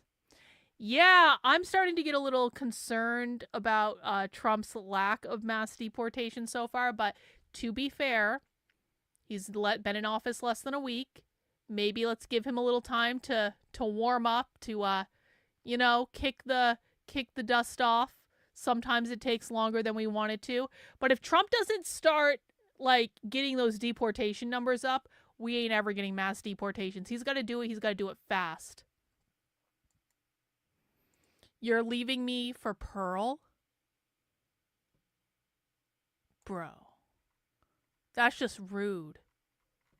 You're leaving me for fucking Pearl? They believe that everyone who is not a leftist is far right, so they're talking about, like, everyone. This might not be super pertinent to Buncombe County where we are, but you did mention that there's increasingly kind of a rightward trajectory among law enforcement as a whole, but maybe sheriffs in particular. Sure. So the question was about far right ideology and sheriffs. So this is like a lot of the book. So a great deal of the book I spent talking about these far right groups. So I think that a lot of people would not be what most people have seen, right? That there are a lot of far right groups who have become more active, particularly before Trump, particularly during Trump 1, but particularly who were activated around COVID. So what I saw was a lot of particularly sheriffs kind of reanimating a lot of these older far-right organizations that were not as popular or had been kind of limited to places like the Pacific Northwest or specific areas. And during COVID, it just became a much bigger thing. And the thing about some of these far-right, they're basically far-right groups that work with law enforcement. And there's a few different ones. Now, Thanks, some of them, Starbright. what a lot of Appreciate them do that is alarming is they do what's called a law enforcement training. So they get sheriffs and deputies and like-minded people together and then talk to them. And so it's an ideological training. And not like a training like, oh, here's what you do, you know, when you fill out like a ticket or whatever. No, there's no way to ban an entire IP. And honestly, like, it honestly kind of amuses me, like, with how psychotic that bitch is. It honestly kind of amuses me how she thinks she's being so strategic and coming in and chatting in bullshit, but we figure it out every single time. And that's why I acknowledge it. I want to use her as an example to show exactly how stupid James Lindsay's audience is. So whatever, she can continue to waste her, like, she's wasting her time and she's providing us with entertainment. So, win-win. No, everyone who is not a far leftist, you're not listening. They do not believe that Democrats are on the left. They do not believe that liberals are on the left. They do not believe that progressives are on the left. They barely even acknowledge that democratic socialists are on the left. Everyone who is not a socialist is on the far right to them.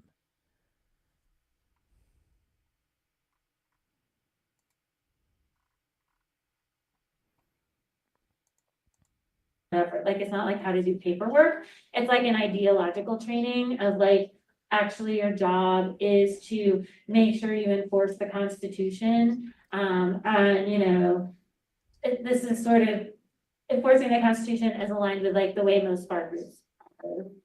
There's not a whole lot of difference between like, what they think. I mean, thanks for being a member of the channel for 6 months. They don't think any different. It's like extremely I appreciate xenophobic. it.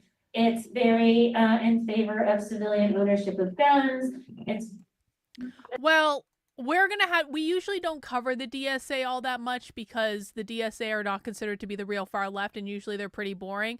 But honestly, we're gonna have to start covering the DSA more because one of the things that's going to happen under Trump is people who are pissed off at the Democratic Party, like your typical Democrats and liberals and progressives, they're going to start going further left. They're not going to come over to the right. They're going to go to the left. And what's going to be happening is the DSA is going to be recruiting a lot of those people and they're going to be pulling a lot of those people into their ranks. And so we actually, very sadly, do need to start paying attention more to the DSA. The DSA, this is also true. The DSA is not considered to be far left by leftists, but there is a caucus of people in the DSA that's trying to pull the DSA more far left. The DSA does participate in far left events. They are the largest technically socialist organization in the United States. It's just we don't usually really cover them because they're fucking boring, but we're going to have to because we need to behave responsibly. And we're the only people doing this. And I guess we have to behave responsibly. If no one else wants to be behaving responsibly, I guess I'll do it. Fine. So, yeah, the DSA is going to welcome disaffected Democrats and liberals and progressives who are pissed off with open arms. So we need to pay attention. Exactly. It's very much like interested in white supremacy. They don't really call it always white supremacy. I sometimes call it just like civil rights for white guys. Like it's how because they'll sort of say like, oh, it's like civil rights. It's just like civil rights for white people. Anti-abortion, they all just believe the same thing. So they're teaching them basically to, before the idea was like to teach law enforcement to look for communists. This is where it comes from. So they would teach law enforcement to ferret out the communists in your community and like arrest them, find them in the schools, etc. And that's sort of the same thing that got revised. Now, right now, some of the things I'm the most concerned about is some of the think tanks are getting involved and they just have more money. So the Claremont Institute has been training specifically sheriffs. They're also training some cops. Hillsdale College, which is like a sort of like conservative Christian college, is also doing some cop training. Really? I didn't know that. Claremont Institute is particularly worrisome because they're like virulently xenophobic. That's like, funny. Like they want to get rid of birthright citizenship. Yeah, they do. One of their readings was basically to say, oh, we should declare like a military invasion against I don't know who, cartels, I suppose, and then that would give them permission to like shoot people crossing the US-Mexico border. That'd be pretty great. I mean, like I said, virulently Can we do that? racist, oppose all immigration in all forms. So like they would just get rid of, deport everybody, I guess. One in the chat if you would like to shoot illegal immigrants as they come across the border. 2 in the chat if you think that might be going too far. I want to get a pulse of where people are at. 1 in the chat if you want to shoot illegal immigrants as they come across the border. 2 in the chat if that might be going a little bit too far. I see 1. There are some 2s. Not everyone wants to shoot illegal immigrants. Actually, you know what? There's a good surprising mix. In that actually there are a bunch of 2s in the chat where people are like, maybe not. I personally wouldn't mind shooting illegal immigrants as they come across the border, but maybe there's a better way to handle it. I can also acknowledge that. Maybe we just shoot them in the knees or shoot them in the feet. And then we send them back to Mexico. No one's saying we have to kill them. We can just shoot them in an inconvenient location that allows them to not escape. Yeah, we can aim for an arm or a leg, and then if we aim for a leg, then they might drown in the river on their way across. I don't know, but that's really their own fault. They shouldn't have tried to come into the country illegally in the first place. All right. Obviously, I don't want anyone to be killed. Obviously, I don't want that. I'm just joking. We're just having fun here. Obviously, we want no one to die, and we do not endorse violence, not even against illegal immigrants, and they should just be deported and sent back to wherever they came from. Ideally, they shouldn't make it in the country at all, but we are disavowing all shooting, we are disavowing all killing, we are disavowing all of that. We're just having fun here. Everyone relax. And so that's like alarming because that's really, I mean, they have the ear of the Trump administration. I mean, this is like Stephen Miller style stuff. But they're also like training cops and training sheriffs, which, you know, I find worrisome. I find it worrisome that they're, you know, I think the only one around here they've trained is Craven County, North Carolina. I think he's pretty well. Like that's for a lot of, you know, probably not surprising. Most of the people they train are like not a surprise. Like it's people that I'm like, oh yeah, that tracks. It's also a lot of people, you know, in 2020, when there were a lot of protests for racial justice and sort of like Black Lives Matter oriented protests, that really made, I don't know what the right way to say it, really made a lot of like sheriffs and police officers really mad. It really got their goat. In essence, and that has like that sort of rage, and there was like an immediate clapback, right? It's always the clapback is always like 3 times as hard as the ask. So the ask was like stop shooting people, and then the clapback was like, no, we're just gonna shoot more.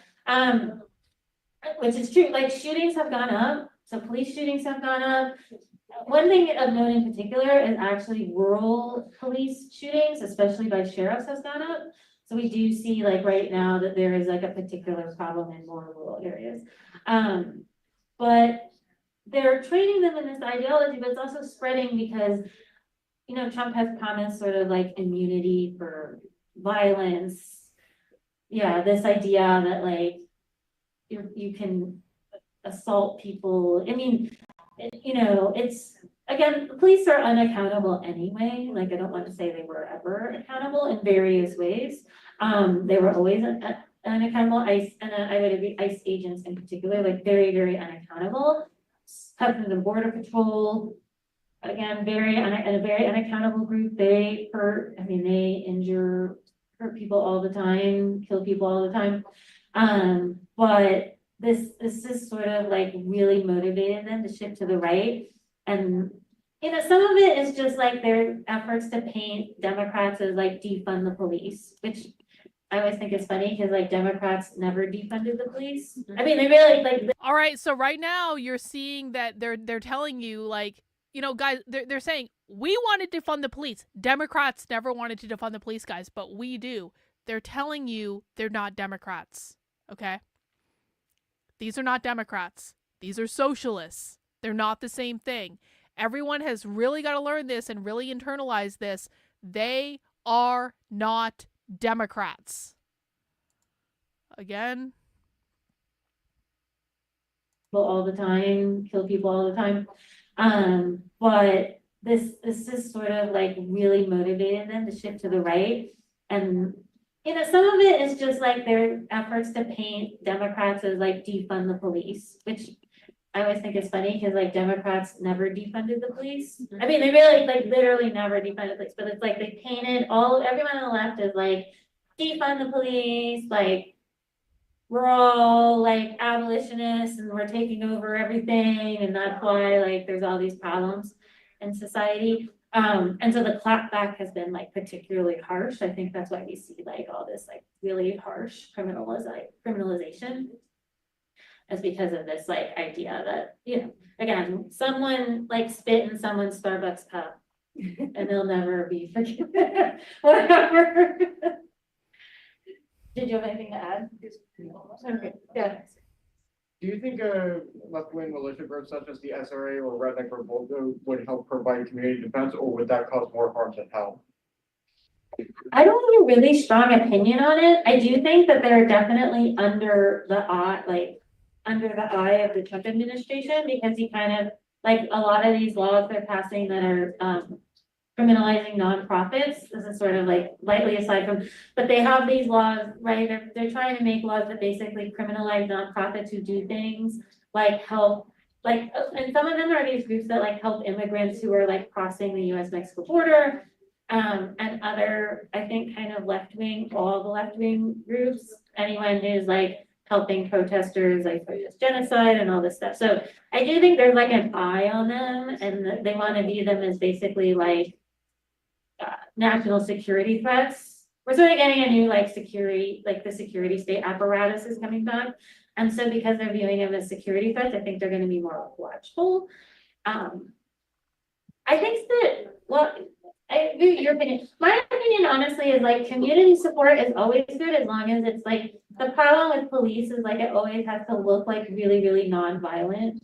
Like it has to be like community support always helps, but it has, just because we're dealing with the police and we don't want people getting hurt, that it always has to just look like non-violent. I mean, it's not totally fair. I'm not telling anyone what to do or not to do, let's put it that way. I don't know how the police, but I think if you're in a situation where like there are vulnerable people, like people in danger of getting like arrested and deported or whatever, like what you don't want is you don't want any excuse for cops to like pull out guns, because then like people will, like innocent people will get with people. I don't know if you have other thoughts. I agree 100%. Oh yeah. It might be kind of far out, but do you see a reality in which you were talking about like they're kind of turning it into like a national security issue?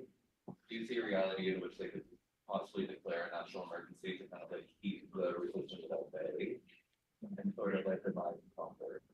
So one of the, well, okay, I'll say like a law thing and then like we're huge about things. So the law thing is when they declare an emergency, it doesn't mean anything lawless. Like just to be clear, that you can declare like all the emergencies you want and it doesn't change laws. Like people still have rights, and like it's not like free. It's not like, oh, I declare an emergency and everyone can just go like buck wild and do whatever they want. So like that's like the law thing is like you can declare, like people declare emergencies, it doesn't mean anything, and it doesn't mean that you can just like run around arresting and deporting people. Okay, so that's like the law thing. So like That said, I do think there's like energy to do it, right? So there's a variety of ways. I heard Stephen Miller wants to return like Title 42, which means he wants to find like some sort of disease that he can say is like a reason to like close. They the hate US Stephen store. Miller. They hate He's Stephen Miller looking so desperately. bad. All of a sudden, they're interested in health. Yeah. They did it. They did. Joe Arpaio used swine flu to argue against, like, so they did it. So who knows? I don't know. So there's ideas that they'll like declare cartels like foreign threats so that they can, I guess, do something. I mean, I don't. It's already like cartels are already illegal. Like drug possession and sales are already illegal. It's not there's nothing new there. I mean, I guess envisioning something like the way they do, like. Listen, my opinion is that they should be focusing on arresting people who are not supposed to be here. I don't think they should be arresting Americans. I think they should be arresting people who are not supposed to be here. There are there are literally tens of millions of people that are not supposed to be here. So every ounce of energy that they put into something else is an ounce of energy taken away from arresting the people who are not supposed to be here. There will be enough deterrence if they actually follow through on mass deportations for people to either leave themselves or to not come in the first place. Gang, I don't know that they do it as much here, but in some places like gang databases and tracking gang members is like a really big deal, and it gets a lot of particularly young people in trouble. I do think that said that the administration seems very intent on criminalizing immigrants, particularly what I see is like young men. They seem very intent on criminalizing young men and teenage boys as like members of gangs, to argue that like they are, troublemakers, etc. They've been prepping the groundwork. People are always, I think, saying there's sort of this like interesting idea. I think this is actually a good idea. Tell people, if you turn yourself in, we will fly you home and we'll give you money, but you're going to turn yourself in and you're going to leave, but we'll make sure it's comfortable, So what? So what? The problem is the illegal immigrants. That is where the focus needs to be. If you guys don't want, listen, I'll tell you what, your strategy will work out great if you do not want mass deportations to happen. Great strategy to prevent mass deportations from taking place. Distract people. That like, they're not, they talk about like the military age men who are immigrating, like to sort of generate fear that these are people who are like in some way, and it's true, like when they show people, mugshots that people are dangerous, and they try to show dangerous people, they always show like young men. Conservatives always think that they can walk and chew gum at the same time, but history does not bear that out. Conservatives barely get anything done as it is, and then you're telling us you want us to do more than one thing at a time, and conservatives say, we can walk and chew gum. No, you can't. No, you can't. There is no proof that you can walk and chew gum. You can barely execute on one strategy, let alone 2 or 3 simultaneously. So can we just focus on one thing, please? Can we just admit that this whole walking and chewing gum thing doesn't fucking work? You never follow through on it. It always turns out badly. Can we just focus on one fucking thing? Just one. And if you prove that you can do that one thing really well, then you get 2. But not until you can prove you do that one thing really well, because if you can't do that one thing really well, you're sure as hell not going to do that one thing better once you have more things added onto your to-do list. Guys, this is basic. It really is. If you can't, Jordan Peterson taught this, if you can't make your bed in the morning, you ain't cleaning your entire fucking house, okay? You didn't make your fucking bed. Start with that. Get really good at that. It's like the same thing with going to the gym. You can't just walk into the gym and run 5 miles on the treadmill. You're going to hurt yourself. It's not going to work. So just go in and just walk a little bit and then gradually build up. You don't need to do everything all at once. Just do one fucking thing. Just do mass deportations. Just deport the fucking immigrants. Just send them back. And then if you prove you can do that really well, you get another thing, okay? And that's just like one of the stereotypes that they use to sort of generate like a great deal of fear and anxiety. Of course, like young men have families and they have families and children and mothers and fathers. So like everybody is part of a family. So it's not like, they're outside of like a family structure, but I think that that's like, if you remember the MS-13 like panic where they like a whole lot of teenage boys were like cast as members of MS-13. I was gonna say it's so emblematic of like this like fantastical creature in the white mind of like a grimacing like savage that they used against black people for so long. Yes, I mean, and immigrants too. This is like they for a long time, even back. This is just me being historical, but like back in the days when the U.S. was expanding its empire west, they cast especially places like Arizona and the desert as sort of foreign, scary, mean. The people were like extra, sort of like the environment was harsh, so the people had to be like meaner. Like the snakes are meaner and the lizards are meaner and the people are meaner, right? And sometimes you see, I feel like every time I see this B-roll footage of people crossing the US-Mexico border, right? They always make it look like really menacing. Especially like if y'all remember when the Haitians were crossing, like there's this goal to make like, and again, particularly, it's always the US-Mexico border. And it's always not, it's right, it's a particular border, there's a particular people, it's people with darker skin that they use to like really make people look scary and criminal. And I mean, that's just part of their propaganda campaign. That is, but the propaganda campaign, look, it works. And it makes people pass like crazy laws and it makes people act crazy and call the cops on their neighbors and all these things. So I mean, I do think this is like, we also have sort of are living in this like crime, like vigilante snitch culture.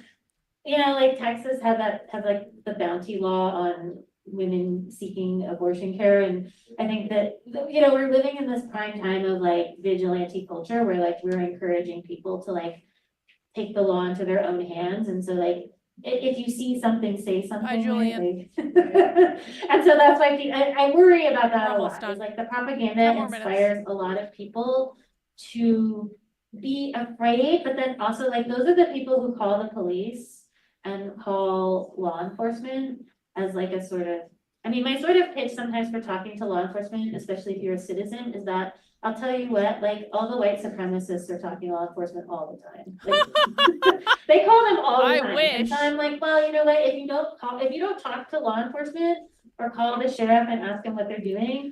See, socialists automatically assume that the right is doing all these things. The right is not doing all these things. They're not doing all these things at all. But socialists always have to convince themselves that they're on the back foot somehow because that's how they get their perpetual revolution. It's just so funny. Like, the white supremacists do this all the time. No, they fucking don't. Like, what are you talking about? But they believe it's real. And that's why they're in their perpetual revolution, because they honestly do believe that most people on the right are doing this. Yeah, I agree. Like people need to understand that if you are not if you want the deportations to happen, you got to fight for it, man. Just because Trump is in office does not mean those deportations are going to happen. The left is going to go kicking and screaming every step of the way, every possible thing they can do to obstruct these deportations. They are going to do it, and they're not going to think twice about it, and they're going to do a lot of things probably that you haven't even thought of. So people have got to be vocal on this. They've got to be speaking out on this. Trump responds to public pressure.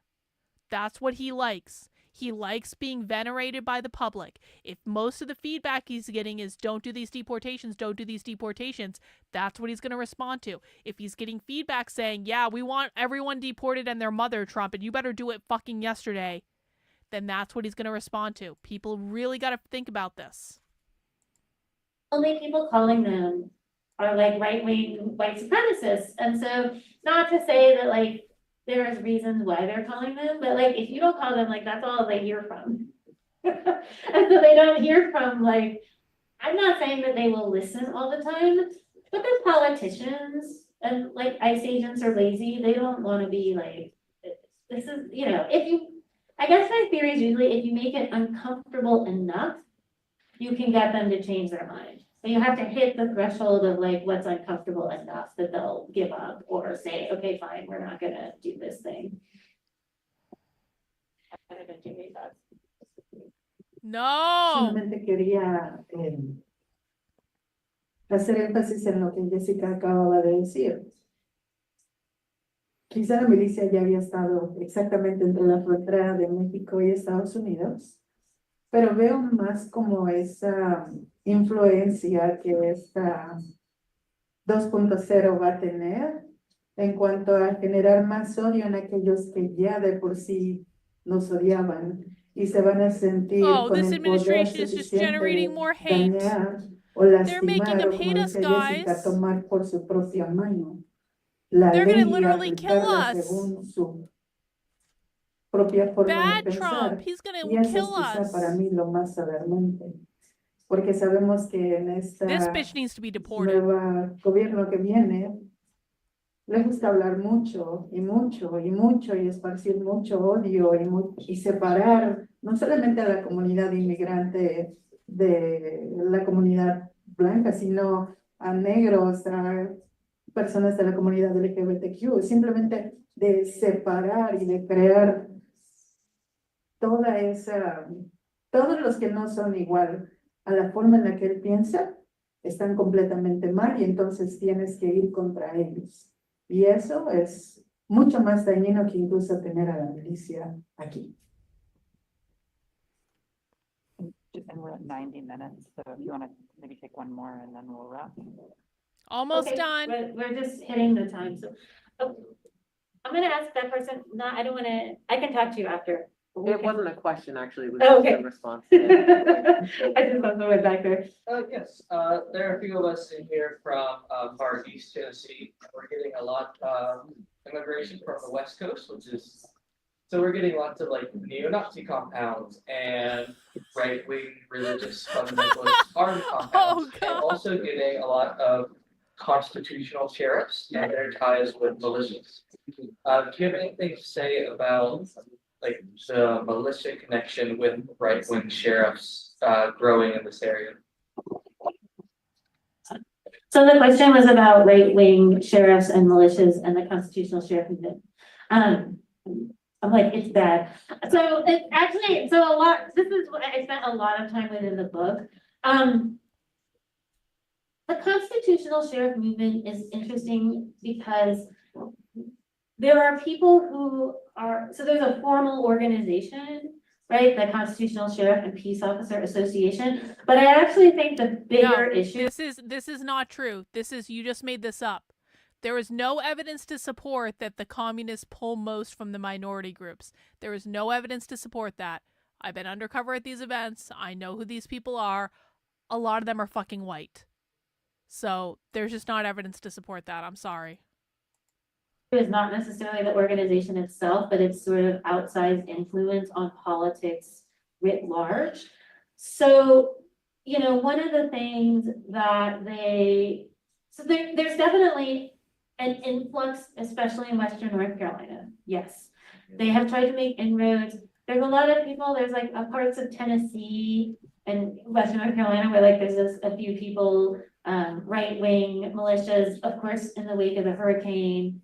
There's like this militia guy bopping around, which there's like this guy sort of bopping around. And they're sort of attracted to like disaster. I mean, there's also always this like Western North Carolina Appalachian thing that people get very enchanted with. Like I always am like, because it's like sort of like the original white homeland. And so people get sort of like, what? Militia groups get very like attracted to the idea of like this Appalachia is the original white homeland? No, bitch. America is the original white homeland. Appalachia is not. What the fuck? where the like magical whites live. And so if we go, there's like, you know, there's, I don't know, they have this like idea of the people there. And I think the thing I don't want to go too much into it because it would take me like I could talk about a very, very long time. I could talk to you after. I think the thing to bear in mind is that their influence has been very much to erode norms around what kind of violence is acceptable, right? So in terms of militias, like what militias are very effective at is like Yeah, eroding the norms. you know So I what? think of a lot of Actually, these you know, fair point, Kurt. Fair point. Europe might object to America being the original white homeland. Fair point. Fair. I was thinking on this side of the ocean. I was thinking the original white homeland was bigger than just Appalachia. Okay, that was the point I was trying to make, but you're right. Europe was actually the original white homeland. And now it is brown. Daniel Penny in New York, right? He killed the guy in the subway. Another time I thought a lot about that probably you hear about less here is there was a rancher in Arizona who shot an immigrant on his property. He was also acquitted. So, you know, we just see this idea again of people sort of, they think they're police, right? This is these guys. They think they're police, they're doing the job of police, and they're shooting people because they believe that that's what police do and that's what they should be doing also. So like, I find that deeply disconcerting. This is what I'm talking about. Enforcement update. ICE made less than 300 arrests today. Less than 300 fucking arrests today. We need to up those numbers. That is not mass deportation level. 300 arrests is not mass deportation. ICE. This is what I'm talking about. They're posting this and they think this is good. 300, less than 300 fucking people today. Come on. The other thing that's worrisome about the constitutional sheriff movement is how much they've been able to create an idea that sheriffs in particular don't have to follow laws or are unaccountable. It's not true, but a lot of state legislators believe it and a lot of federal officials believe it. So again, if you got like the 90 sheriffs in North Carolina lobby the state legislature for laws or lobby against laws that might hold them accountable, with little ones there are, the sheriffs will say like, oh, you can't hold us accountable because we're elected and we're very special. And so we get to do what I want. Now, what I would say is they get to do what they want until North Carolina voted for a handful of black sheriffs. And then all of a sudden the rest of them were like, oh no, we're definitely going to tell them what to do. We definitely don't want them doing what they want. So it's very much a one-way street. Like if people want to be more punitive, more violent, that's fine. But if they want to be less punitive, less violent, you know, the people say, well, we can't have that. And that's what I worry a lot about, is the influence to make it really hard for people who want to be less punitive, right? Make it really hard for sheriffs who want more accountability or want to be different. It makes it hard. I mean, which is what I will say about the Buncombe County Sheriff here, which is good, is that he just doesn't say much, which is probably a good thing. I say it's better just to keep your mouth shut and not talk to the media and just do things. Because it's easier to do things quietly. Because then you have the ability, let's say, if people start getting arrested and transferred to ICE, if he's quiet, you have the ability to release, he can quietly release people, right? But he doesn't want to make a big deal because he'll get yelled, like the clapback will be louder, right? So what you want is like communities to talk to law enforcement and try to mitigate the damage, but you really don't want them in the public eye, in my opinion, but. Well, we've hit 90 minutes. I'll be around a little bit after. All if you right. wanna ask me stuff, or if you want to frequent the store, purchase things from the store. All right, that's it, guys. We made it. If you just made it through your first Socialism Saturday, congratulations. It was a light night, to be honest. This was actually really light. This was actually a really kind of watchable presentation. There was a lot of basic stuff in it. It is good to hear from their perspective. Now, as a reminder, guys, I do have over on the Substack, which is Carlyn, Karlyn.com, convict.substack.com. We do have more information about what they're planning to do to resist the deportations if Trump ever actually does it.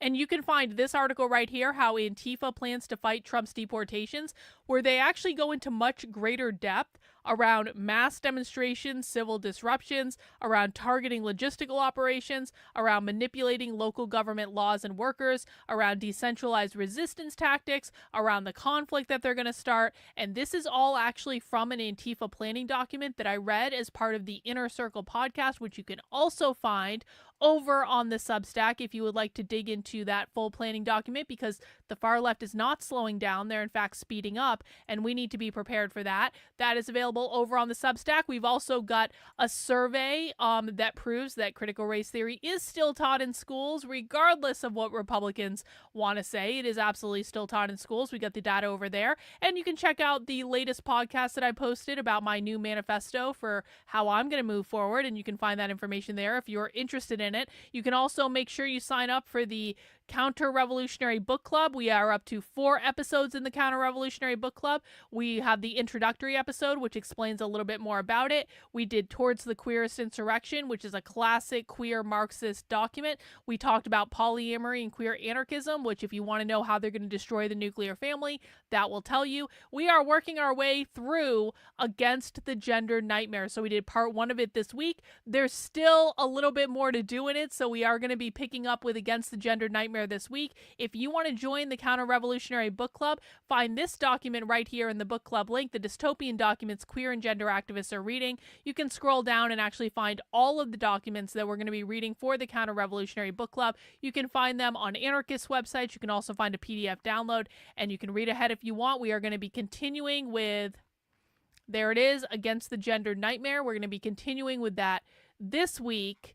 And I really do hope people will come and read it, because this is the most dystopian stuff, guys. Of course, we do watch this stuff on the channel as well. We stream Monday through Friday at 5 p.m. We do Saturdays at 6 p.m. for Socialism Saturday. I'm trying to take a screenshot of this, and my computer is not responding. But I want to. Carlin's discourses are so much better. I know. Thank you. Appreciate it. Now, as a reminder, guys, I do not stream on Sundays, but we do movie night in my supporter Discord. The way you find the supporter Discord is every week I send out a newsletter, that looks a little bit like this. This is the digest newsletter. This comes out on Sundays as part of my Substack. Again, that's Carlin, KARLYN.substack.com. This newsletter basically covers all the stuff that I covered in the last week. It gives you kind of like a nice digest version. That's why it's now called the Digest. This used to be the Unwoke Roundup. I changed the name because I am growing. I am expanding. I am rethinking certain branding things, and so I will be changing the names of things, and that's just the way it goes. But this is the weekly newsletter, and when you get this weekly newsletter, you can join us for movie night by scrolling all the way down to the bottom. And underneath this red box, you're going to find access to the community Zoom that we do on Monday evenings. You're going to find access to the supporter Discord. You're going to find a 10% off coupon in the Unwoke Art Store. You're going to find any other supporter perks that exist that week. That's all going to be at the bottom of the weekly newsletter that comes out on Sunday. We're going to be watching, what is it, The Life of Nymph tomorrow? This is Jennifer's movie that she's picked out. We also do movie night on Monday nights in the supporter Discord, hosted by Mac B. I'm not really sure what he's watching, but he usually has some great selections. So I highly encourage you guys, if you're a supporter of my work on the Substack, make sure you're in the supporter Discord. Make sure you're coming to movie nights. Our movie nights are awesome. We do trivia. There's music related to the movies. It's just like a really good, relaxing time. We do them on Sundays at 8 p.m., Mondays around 9 p.m. The Secret of Nymph. Thank you. Jennifer, I have not seen this movie. I haven't seen it. Jennifer says it's great. I trust her judgment. So we will be watching that tomorrow in the supporter Discord at 8 p.m. Eastern time. And I do hope I see you guys there. And that is all I have for tonight. Thank you guys for coming out to Socialism Saturday. I hope you return and we didn't scare you away. And I hope I see you guys on the weekly streams that we're doing Monday through Friday at 5 p.m. And now I'm going to take my leave. And I'm out. Have a great rest of your night, guys. We'll see you soon.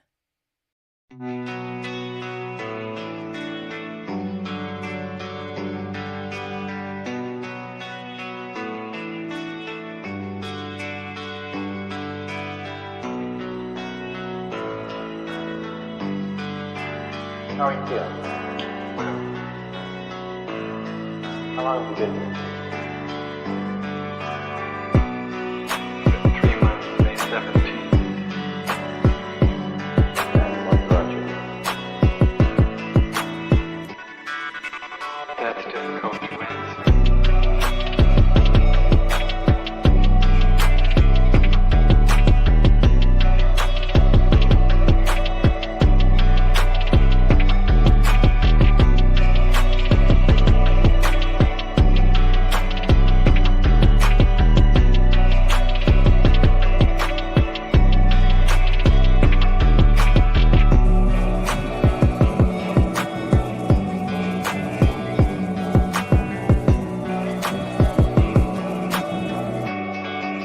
Would you give me some idea?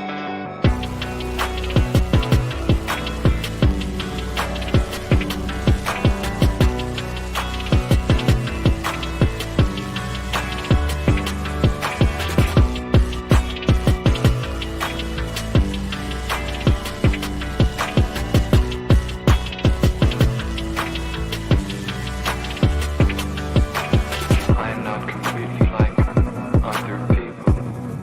What do you mean by that? People dislike me because I am not completely like them.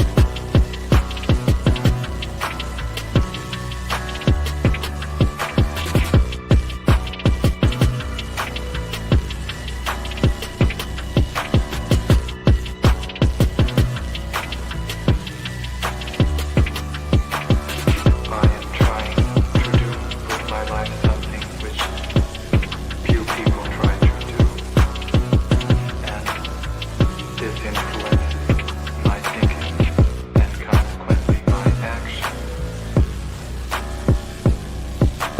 What is it you're trying to do with your life? Play the piano for people. I'm not clear. How is it that playing the piano for people has eventually resulted in your being here in the hospital?